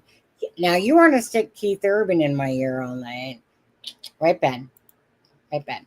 But Ben, you might live in Aussie, Ben, but you don't got the Aussie accent. Wait, I think Ben has the New Zealand accent, don't you, Ben? That will do. You can just send me a few haikus, a few I love yous, Sonny. Yeah. Okay. 490. You Thunder Horse, you're trailing behind there. Okay.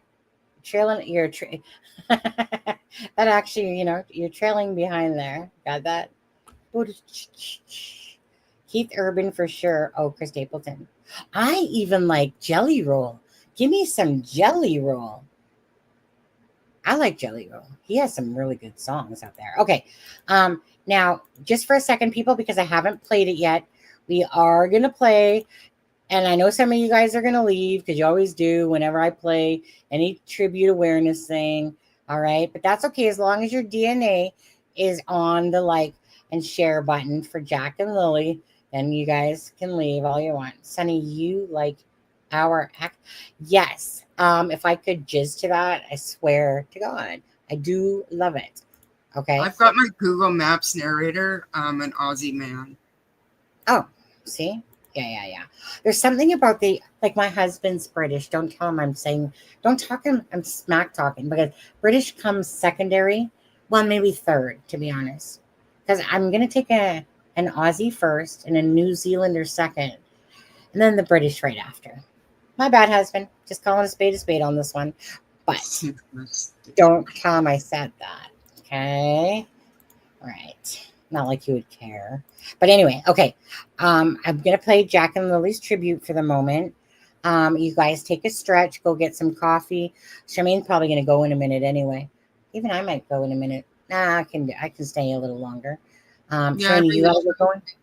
My cheese is to my plate to get. Yeah, I was giving you an out anyway. That's what I did. So go ahead. I don't have. Okay, you got a New Yorker accent then, right, Ben? I swear to God, that guy lies to me all the time. Makes fun of my thing. But anyways, go ahead, Charmaine. Tell everybody what a great time you had tonight. This was amazing, and thank you, Susan. Thank you for coming on here tonight, and thank you for having me on the other night. You had your eyes frozen for a minute. They were looking up. What? You had your eyes frozen for a minute, and they were like this. Oh, really? Yeah. That's pretty typical when I'm not on a live. It's kind of how I live my life. Eyes rolled. Anyway. Oh. We got a poet, and we know it over here. Wendy S says, DNA is there, not going anywhere. Oh, hey. Yeah. Does your Google Maps tell you to take a deep breath and enjoy the surrounding? No, but sign me up because I need somebody. Today I had a realization that I'm so far out of my element, and I need to center myself again. I'm all over the place. But anyway, thanks for having me. Happy anniversary tomorrow, Sunny, even though I'll probably talk to you all day long. Bye, everybody. Bye, guys. Well, for sure, mate. Get out. I'll be in chat. Catch you later. Bye, guys. Sunny, reach out to Haley and see if she'll come on your show. Yeah, I just try to live an organic thing. I've already tried to reach out to them, so don't think I haven't. You know, I send a little message here. You know, well, actually, I'm gonna play the video and then I'll come back and then I'll see I'll look at my messenger exactly and see. Okay, because I know that Cheryl was just. Actually, no, I'm gonna play the video first. So that's all I wanted to show you from this was about the blanket. Okay, guys. And that was on True Crime Story Hour. Okay, and I already believe I dropped the link. Let me just see if I did right here. That's the link for that particular live. Okay, again, when you use people's content. Anyways, yeah, there you go. Okay, so let me do that for Jack and Lily, of course. Okay, so we'll add this to the stage, and then let me just find that. Well, actually, I'm going to have to stop. And then video file. Okay.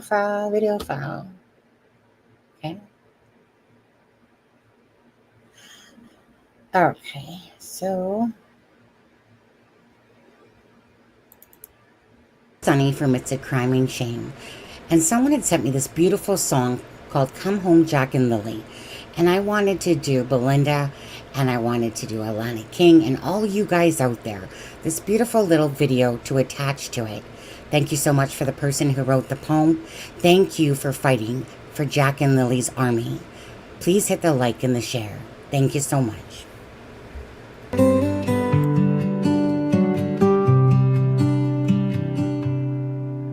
In the quiet dawn of a May morning, two little hearts went out to play.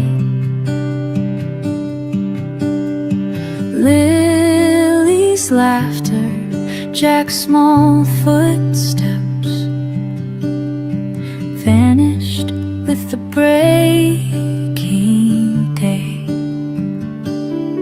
Come home, Jack and Lily, we're praying for your steer. The woods are deep and silent, but our love will draw you near.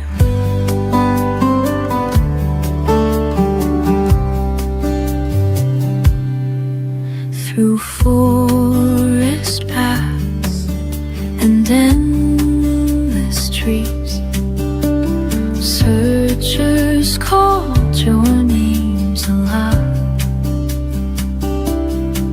Hope flickered in the morning breeze as prayers rose up to the clouds. Come home, Jack and Lily,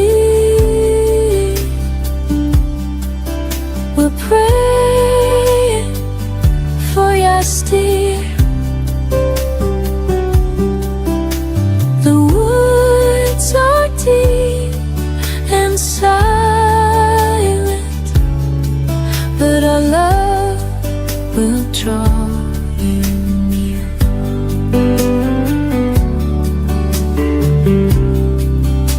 The sun sets over Pictou County. Stars shine with gentle grace. The community holds a vigil, longing for your embrace. Come home, Jack and Lily, we're praying for your steer. The woods are deep and silent, but our love will draw you near.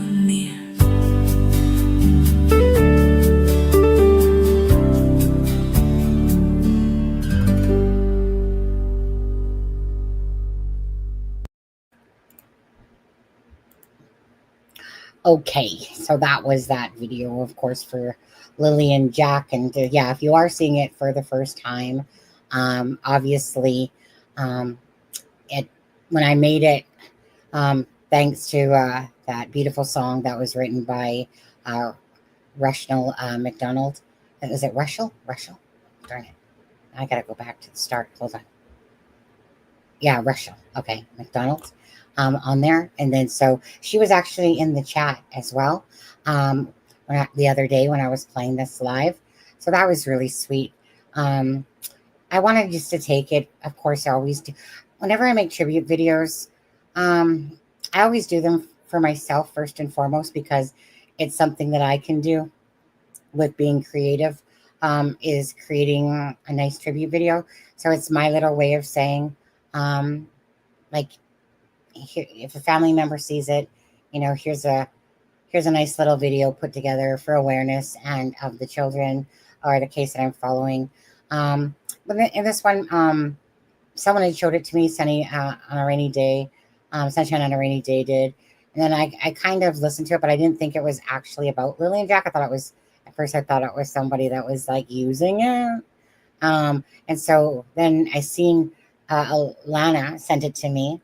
And I was like, oh, yeah, I already know that song type of thing. It was already sent to me, but it's not really what it is. And then she basically came back and said, listen to it again, basically. So I listened to it again. I went over to happened to go over to Belinda's Facebook, because I wanted to go, give some love and hugs on some of her posts there.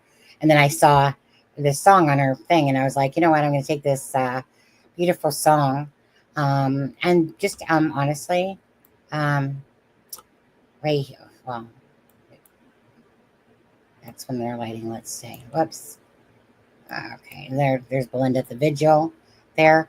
And I do want to say this. Okay. Daniel didn't know that Belinda was going to be at the vigil.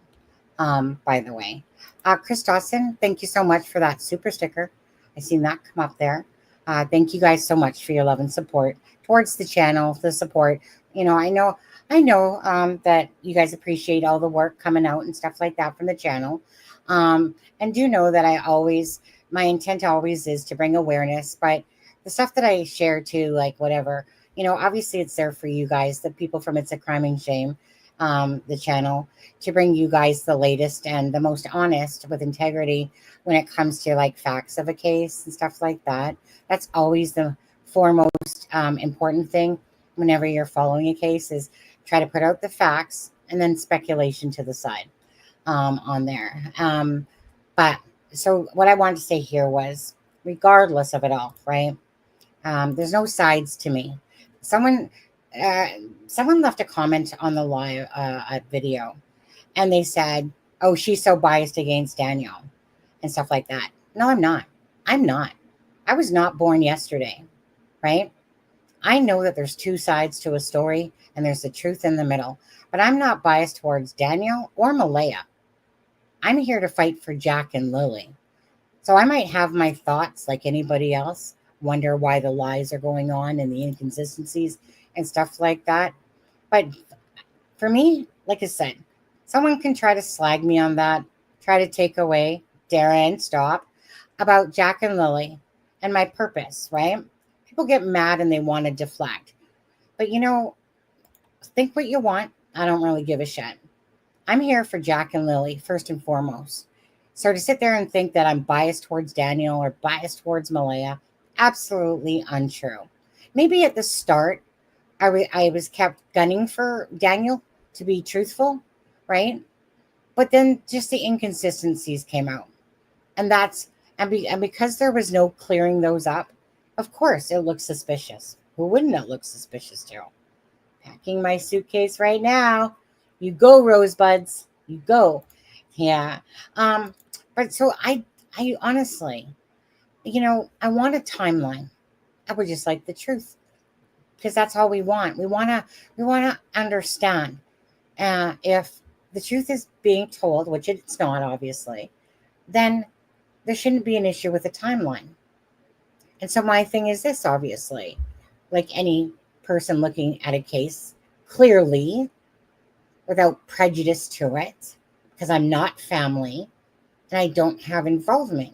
My only involvement is to bring awareness to Jack and Lily, because that's who matters, about being a voice for Jack and Lily's army, right? And that's what we've become, is a voice for Jack and Lily's army. So with that part, that's because of all of us together. At the end of the day, I searched for a timeline. And then through that timeline, if you come across inconsistencies, you want to clear them up. You want to make sense of them. When family members of that are coming to true crime area, right? Like I said, we didn't fall off the freaking boat. True crime channels that have been here for years and stuff like that. I'm well aware of, how I personally do things, even if you're not aware of it. But I like to consider myself, when it comes to people and it comes to, doing things with integrity and sincerity, that I'm not a blind bat. I'm not some old bitch that doesn't know what she's doing or talking about when it comes to certain things. You want to talk about math or science? Could care less. Thank you. The stars and the solar system. But when it comes to people and caring and just truly fighting for answers, I excel at that. I excel at customer service because I've been in it for almost 40 years, because I care about people. Like I said, I'm a bright bulb when it comes to looking at something logically, being grounded, and just trying to make sense out of it. Does it mean I'm going to be right every time? No. But as information comes out, I'm always very willing to change the directive, right? I would never sit there and go, boom, Daniel did something, 100%. I would never sit there and say, Malaya did something, or they both did something, 100%. Because we absolutely do not know, right? So for anyone out there that thinks I'm so biased towards Daniel or Malaya, you're wrong. You're wrong. You know, sometimes you have to, like, you catch more bees with honey, right? But then I get to a point, like I was the other live, that you're just frustrated. You're frustrated because 2 children are missing. And why are these comments being said, you know, about Belinda by Janie? Why is that happening? Why? What was the good of that? You know, going on the attack. It's about Jack and Lily, right? So we're not part of the family, right? We can say things that they might not like for sure, but we're not part of the family grouping there. They are. So why is it that we're being a bigger voice and Belinda than most of the rest of the family? Not all, but if it wasn't for, and I've said this many times, if it wasn't for the family members that have spoken out about certain things, even if they're doing it for self purposes, right? Like, regardless, Haley did that, and I saw through that right away. And if you're wise, you probably saw through that right away as well. That her platform was to basically talk about what Logan didn't say, and basically put out this whole stuff about Daniel. That was the reason. She wanted to get that out there. Now, I don't care what she puts out, really, because if she doesn't want to talk about Jack and Lily and talk about Daniel and stuff like that, still don't care. At the end of the day, I take every little tidbit I can get and try to make sense of it. This case will get solved at some point, hopefully, that we pray. But I think, like Susan said, is that the family owes Jack and Lily a voice. They owe Jack and Lily a voice. We don't owe them a voice. They're not our family. But we're trying to bring awareness for the people that do want to be a voice for Jack and Lily, even if they don't, right? So, still, Belinda has been nothing but a warrior. Anyone that slags Belinda in front of me at all will get the boot. She does not deserve it. She is in pain, and she's been the only one that has provided information right from the start because she wanted answers. She wants answers for Jack and Lily, right? So, yeah, if Janie's interview comes out with Darren's, again, we'll take that information. Thank you. We'll take it. We'll look at it. We'll dissect it, and we'll see if there's some truth in there. Maybe there's something in there that we don't know that might make sense. That might clear up a bit of the timeline. That might actually make sense. Maybe it will, or maybe it won't. Depends on how, you guys look into it yourself when it comes out, or if it comes out. And, I can't see really that Darren's bullshitting on that, And so if Janie did her interview today and they, mesh it together, so be it. If it doesn't come out, it's not like it won't shock me, but I can't see why they would go around wanting to lie about that. And then they would make themselves look a lot worse if they did that, So, yeah, I'm just going to look at a little bit of your guys' comments now. And let's see. You don't think you will ever tell the truth, little mama says. I believe Daniel in the beginning, but he changed his. Well, that was my thing too, right? And that's kind of what bugs me because I think I'm pretty good at reading people. And I wanted to believe Daniel. I wanted to believe the sincerity. But because as time has gone on, because I couldn't believe Malaya's interview, made me have to absolutely question Daniel in all of this. Because 2 children disappeared. There's this rugged storyline that doesn't make sense. And so when that happens, then you start not trusting any of them because it's not making sense, but it's the inconsistencies and the lying. I'll call it lying because to me it's lying. Darren said that Daniel lied, and he said because of Malaya. Again, who matters more, the children or Malaya, right? My child will always mean more than me to any man. I don't care. I have no qualms about saying that. If it comes between like my son, my son is my son, Yeah. I'm so sorry, Sonny. I don't think they are capable of truth. If the truth come out, they make problems for themselves. Yeah. Well, because there's so many like what we call lies and inconsistencies going on. When we listen to obviously Janie's and Darren's, well, Darren's really Darren, okay, most of his stuff is what's been told to him. But then there's stuff in there where he's made phone calls to like Cindy Murray and stuff like that. So I'm not sure how that interview and how they're going to slice and dice it up, because they will, right?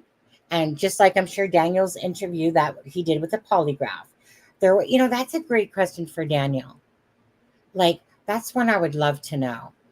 And if you guys do see Daniel, or if he's in this chat still, I want to know, if they really, during that polygraph test, did they do the typical, like, Daniel, what's your name? How old are you? Okay, here's your, and then they ask you to lie. So,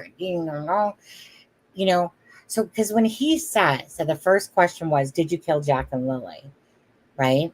Now, anyone that, like I said, that's professionals in that was like, no, like, if they did that, that's so wrong. But so I can't really see it being that way. Maybe it was the first question after they got past, like the basic part of the testing of it. That one, if you guys ever see Daniel, see if Daniel will answer that one, because I'm very curious, because I can't see them just going, boom, did you kill Jack and Lily? Without, get comfortable. Okay, let's ask you some baseline questions here, and then go from there. So that would be one answer. But again, as for, say, Janie's and Darren's interviews, we'll see how they slice and dice it. But hopefully out of it all, there's more information towards the timeline. Yeah. Thank you. Exactly. So it does bug me when people are so, I'm sorry, I'll just say this. It really does bug me when people are so dense that they just listen, like they just believe their own shit and act like that somehow I can't think for myself and that they can think better for me somehow and stuff like that. So that's the bottom line of it. I do, again, you guys, I spent almost 40 years in customer service. I've listened to people freaking bullshit me, that try to suck up, that are angry. I've dealt with all of the situations, right?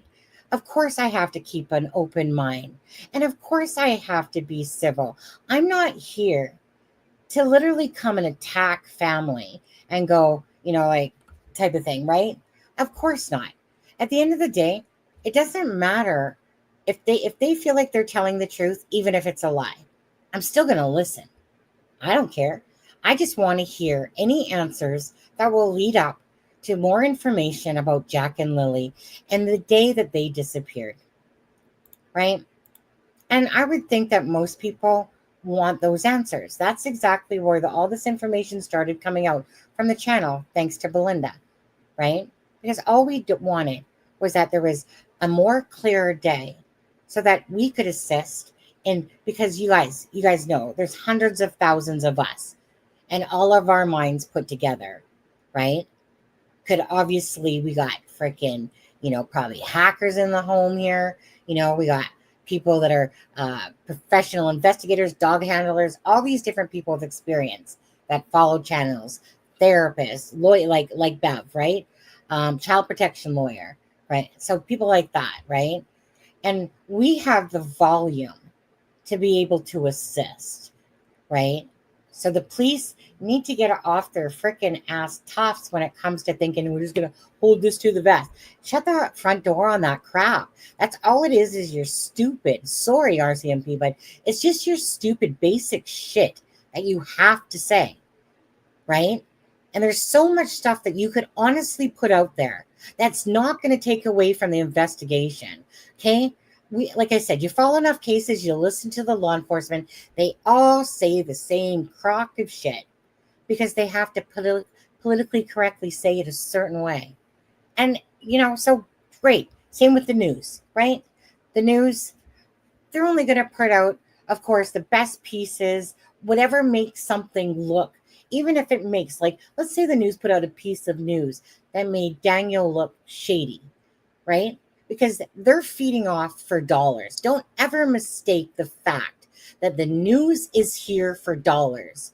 Okay, that's what they're there to do, to generate revenue based on stories that are happening in the now so that they can feed their own pockets and use their skills. But don't mistake the fact that some people do care about a case, but they're there to do a job and they're there to make money for their channel. If not, their asses wouldn't even be there. So make no mistake about that. True crime, right? Channels like myself, just do it passionately because I care. Other channels, whatever. They do it because it's money revenue to their pocket. And they want to do things that are shady and bring, and act like they're doing it for the case. The AI videos coming out are such a joke. But everyone has their own purpose here, right? And I have no control over that. I just have control over my actions and my thoughts. But please, I'm not stupid nor unwise to exactly what's being said and going on. So I cannot sit here at any moment right now and say that Daniel's guilty or Malay's guilty or they're both guilty 100%. I can just take the information that's being fed to us and make a best circumstantial or educated guess. She was disgusted with you. I would never support her screaming. She was disgusted with you. I would never support. Who are you talking about? That MMO something person? Because if that's what you're talking about, then she honestly has nerve and she needs to go revisit the damn mirror. For what if that's who you're speaking about. She was discussed with you. I would never support her screaming and swearing awful. So I think, is that who you're talking about? Maybe I'm reading that wrong on there. Kids are not alive anymore. Hi, Nadia. Thanks, Ben. What are you thanking Ben for? Cheating? Haley, I could listen to. She took it for a joke, right? Well, that's the thing, right? Even Cheryl. Okay, come on now. Let's just get real, okay? Is that you put out that beach picture, why? And then you came on there to support about how Malaya needs this and Malaya needs that. No. Jack and Lily need. So again, it doesn't take long to go to somebody's Facebook, see that they have a bunch of selfies and what they're truly seeking out of it all. Attention. That's fine. That's fine if she wants the attention from it all. But you didn't do her any favors. Malaya's not doing herself any favors. Who are we kidding?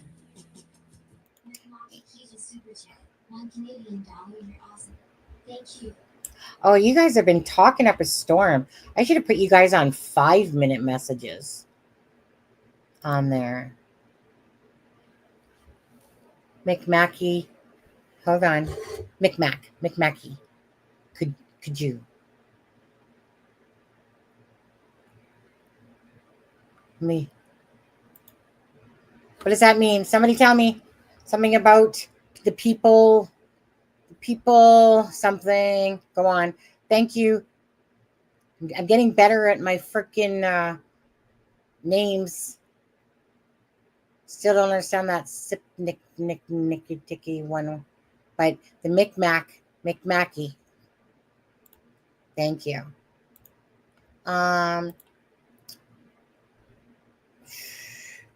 You never know, the beach picture being put out there and then defending it later makes me wonder if there's a mean girls show on with that one. It didn't impress me much myself. In fact, I thought it was just fake, to be honest. It looked like an old picture. Like, it doesn't even look like it's a real picture. Like, it looks like an old picture, but whatever. To be honest with you, I'm not going to lie, for me personally, I could have cared less about that picture at all. Like, meaning, whether Malaya was at the beach or not, I already have my senses about who I feel like Malaya is and the fact of what she's doing. So that beach picture didn't add, in a sense, to how I already feel about a mother, that if the mother truly has answers, that she has not spoken up, and I don't care what anyone says, it's my opinion, is that, you want to turn the world against you fast, then she has to keep doing what she's doing, because she's doing herself no favors at all. Okay? And this is about her children, her biological children, Jack and Lily. These people, these children right here, these ones, right? That already has shown me, right, what represents Malaya on this one. I'm not here to feel sorry for her if she got abused and stuff like that. I don't, like, that's not my life. Don't get me wrong. I understand if she was, but we don't know the truth there either. We don't. But I'm not here to feel sorry for Malaya. I'm here for answers for Jack and Lily. And that beach picture only added, but I could have cared less about it. It had no significance to me, to what we've already seen going on. So to me, it was just another, well, there you go. And it just honestly reminded me of a person that just wanted, well, I'm just here to support Malaya. And we didn't hear about Jack and Lily. What about Jack and Lily? And it's sickening, because I'm not family. These people are. Come on now. That's why Charmaine got all feisty. Like I get feisty. Because it's like, come on now. Get off the damn pot. Take a piss or get off the pot. No more lies. Ben, sooner than later, we'll have to pay a higher price. Let's see here. With all due respect, if she is, in my information, she is doing herself a favor by exercising the right, and she might very well be young blood, or young black. I said young blood. She might be. She's only smart. Well, I wouldn't say she's definitely the only smart one. She might be, if she is literally clueless to all this. But you know what? But she's not, though. Because her and Daniel told the story that morning. Right? So whatever the reasons are, she still lied. But whatever. Maybe she is, right? Because again, the father of Libby in Delphi didn't speak a lick, took a lot of accusations. And, it didn't, I'm sure it bugged him to a point, but after a while, it gets old. People accusing you all the time, especially if you didn't do it. I can tell you right now, in a lot of ways, regardless, Daniel and Malaya live in a small space, right? Everyone knows their faces. Everyone knows their names. Everyone knows pretty much Jack and Lily's name by this point. Not everybody, but most, right? At the end of the day, regardless, their lives will never be the same in that community without being, depending on what the answers are. If there's no answers, they're always going to be looked at sideways, left, right, and stuff like that. Always wondering what happened to the children. You guys have heard people in the community talking, right? Where you can tell that they're making like, yeah, something's just not right here. And they're saying it, but they're not fully saying it, right? They're kind of biting their tongue, but letting you know that, yeah, I used to think that they were in the woods, but no more. No, they're not in the woods, right?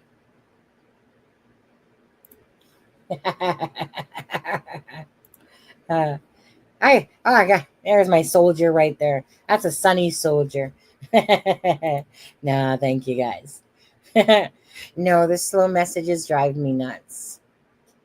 Nah, you guys talking up a storm. It's either me talking up a storm or you guys talking up a storm. Because basically, even if I say a sentence, you guys got about probably 50 freaking messages down below. Yeah, so it's almost like I can't even talk at all, I guess. In my opinion, Malaya is certainly not innocent. She let everyone fig holes, fill holes for when the truth comes out. She can set her story in my information. What's crazy about this again? Lie, all people want, right? Truth is going to come out. And, again, when the truth comes out, the RCMP, Major Crime Unit, RCMP, they're going to put any handcuffs on people that deserve it. So again, from their conscience to Jack and Lily, you know, people know the answer to what happened to Jack and Lily. I don't believe for 1 second they're not in that they're in the woods. I don't think that they're hiding underneath some mushroom cap fairy tale, you know, thing going on there where you open up a freaking magic door and they just vanish into that freaking walnut tree or something like that, or old oak tree. I don't think so. I do think that they, I do feel like a lot of searching was done. Still possible though. Unlikely, but still. It's still, you can't give it a 0, right? Because there's still a possibility. Yeah. Jack and Lily are the true victims. Right. Jack and Lily are. Absolutely. Right? Mm-hmm. You know, hey, Darren. By the way, Darren, I have a phone. You know how to call me and use it. Perhaps you want to apologize for some of the nasty stuff you were saying, just because you didn't like what I was saying. Okay? I'm an adult. I can understand that information's coming and that you're trying to get it to. But at what point, just want to know, at what point did you stop choosing sides and then make it about, say, Daniel's side versus the side of truth, right? You take information from Daniel's side, you take information from Malaya's side, but you became one-sided. And you decided to think that if I was saying something about Daniel, that somehow you're going to shit on me because I wasn't agreeing with your outcome. It's not that I didn't try to look at it. I sat there and gave you a bunch of compliments all throughout the lives.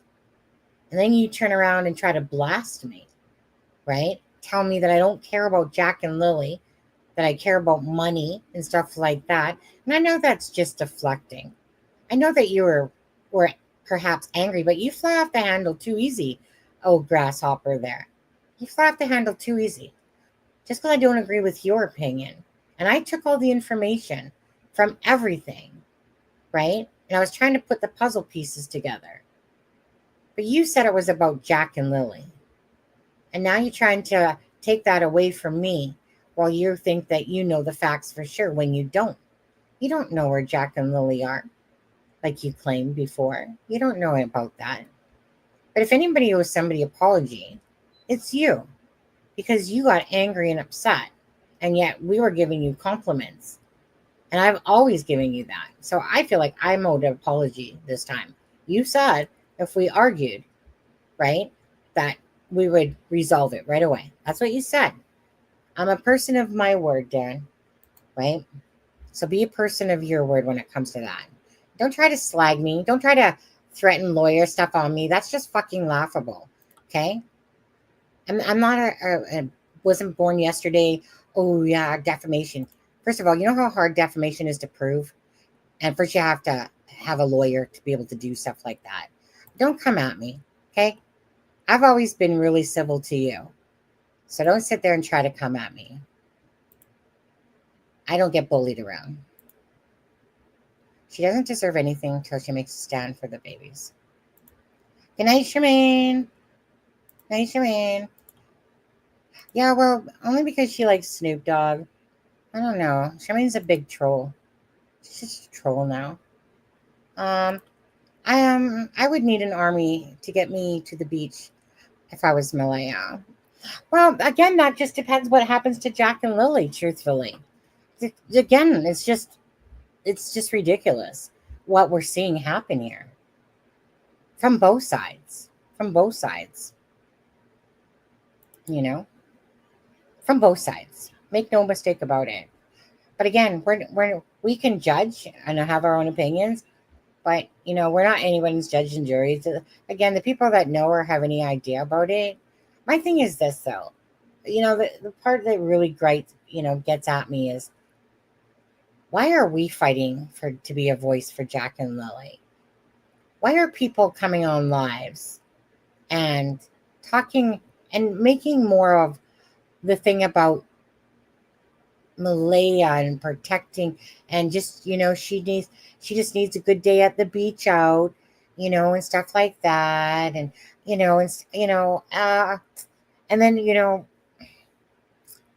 it just gripes me to no end. And then, Haley comes out and makes it a point about telling us about the drugs and all the stuff with Daniel, and she just clearly came on with that narrative.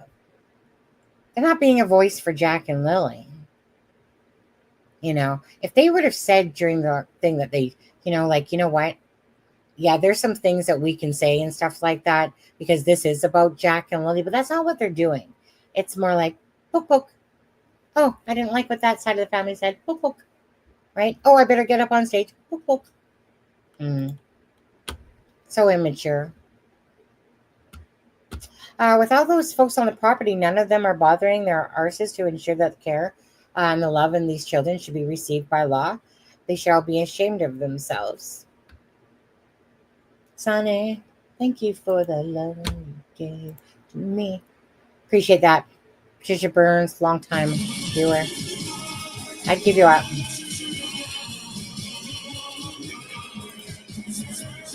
Yeah, you guys are troopers.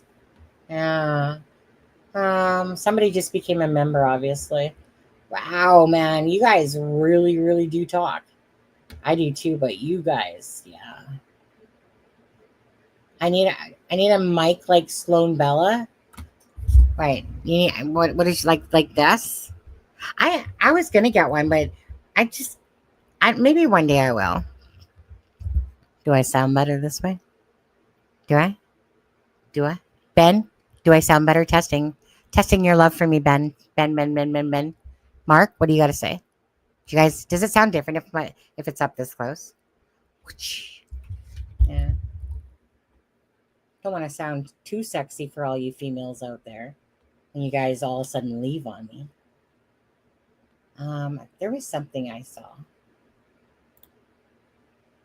Iroquois here. Is that what that is?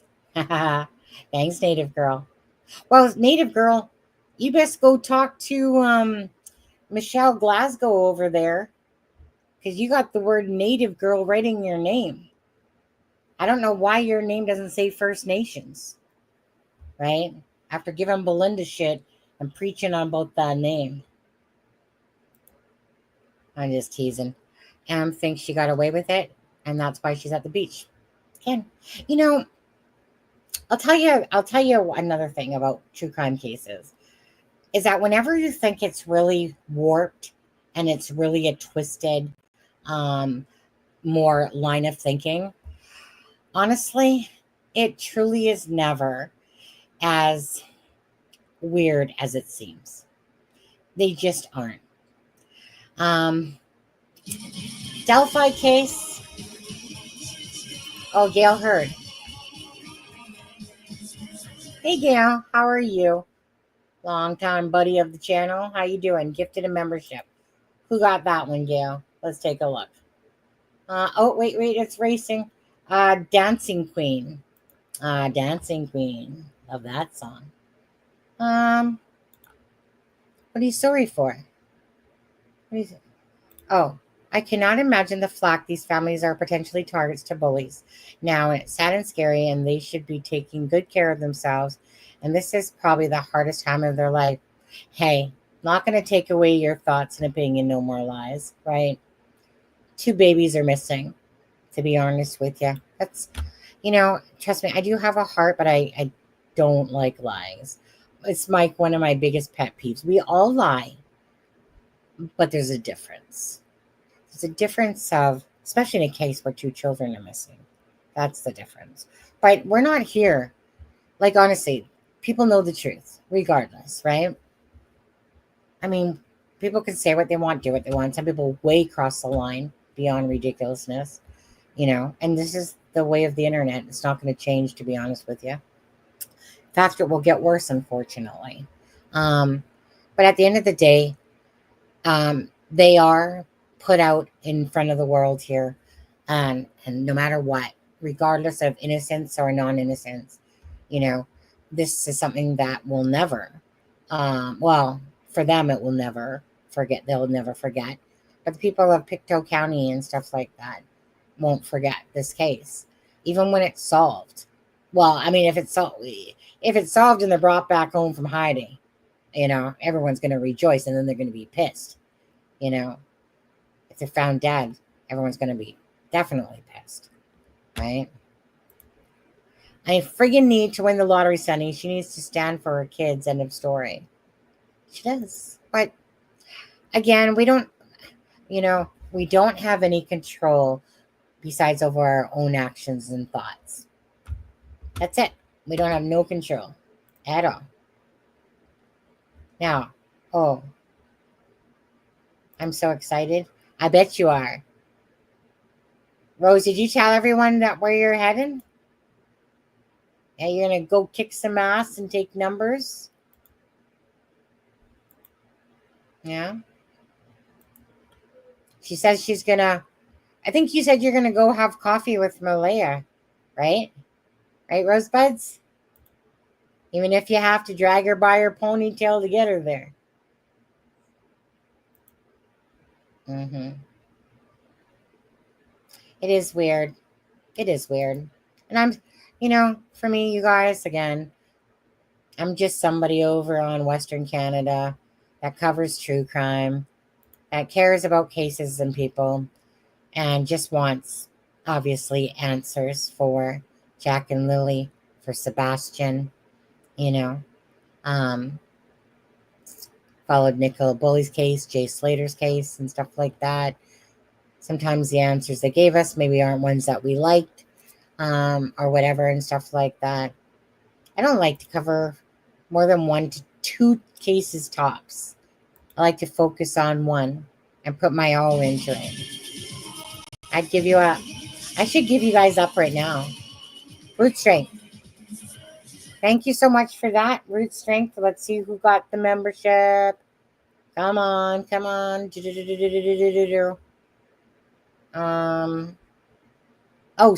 Poo. Steffi Poo Poo Poo. Steffi Poo Poo. Poo Poo Steffi.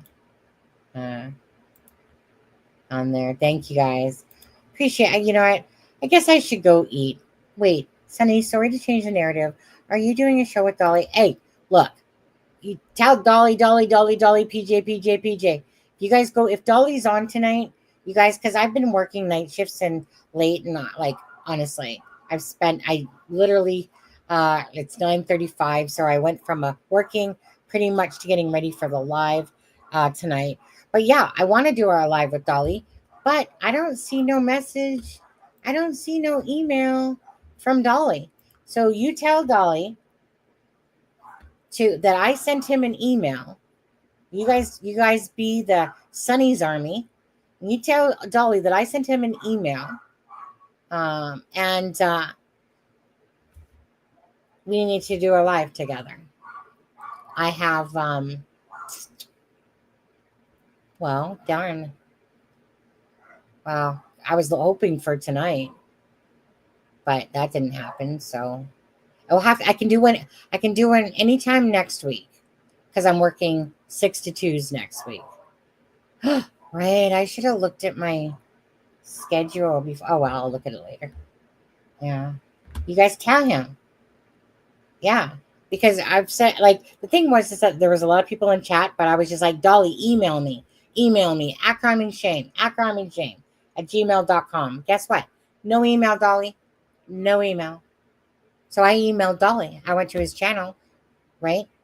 I asked somebody to send me it, and then I went, but I had already gone there. He said he was doing one with you either tonight. Yeah. Well, I would have to be able to talk with Dolly. Yeah. And the thing is, I can't do it tomorrow. Well, it depends what me and my husband do.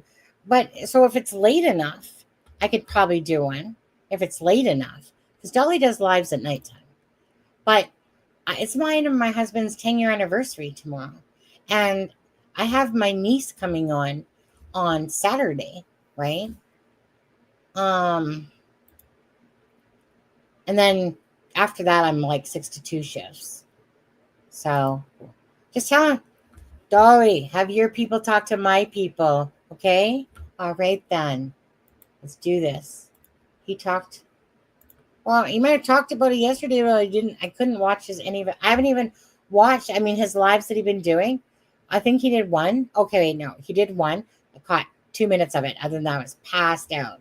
All right. Other than that, he was covering the floods there. Yeah, well, someone has to email me. I'm working on wheels.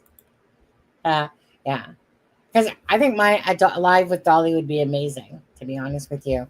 It would be entertainment, with true crime in there, freaking laughing, giggling, maybe some drinking, my part for sure.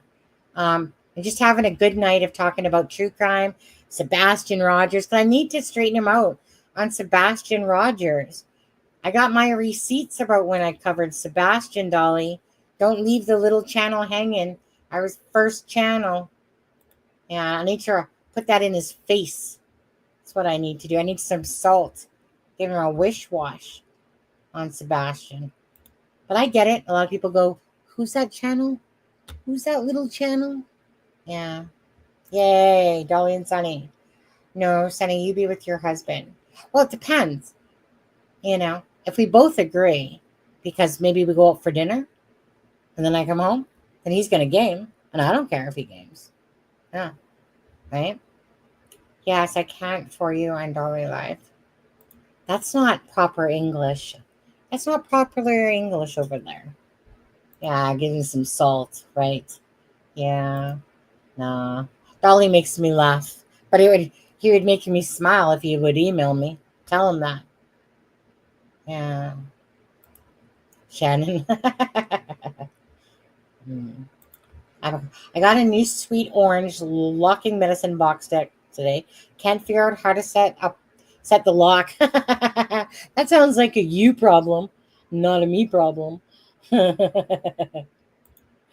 Okay, you guys, you know what? I'm going to head on out of here now. You guys have been wonderful. Susan, thank you so much for joining today.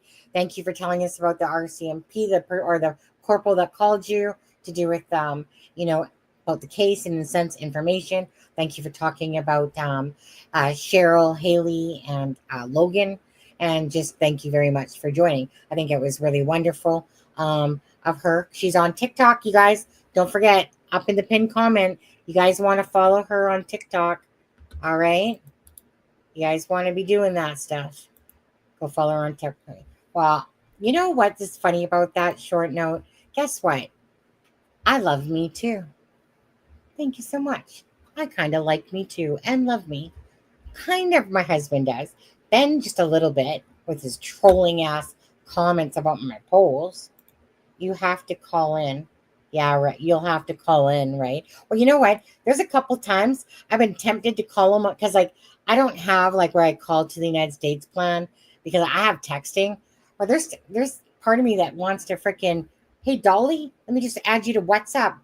Hey, buddy, you remember to email me, right? Anyways, put his ass on blast tonight, guys, if he does a live. No, thank you, guys. No, well, you know what?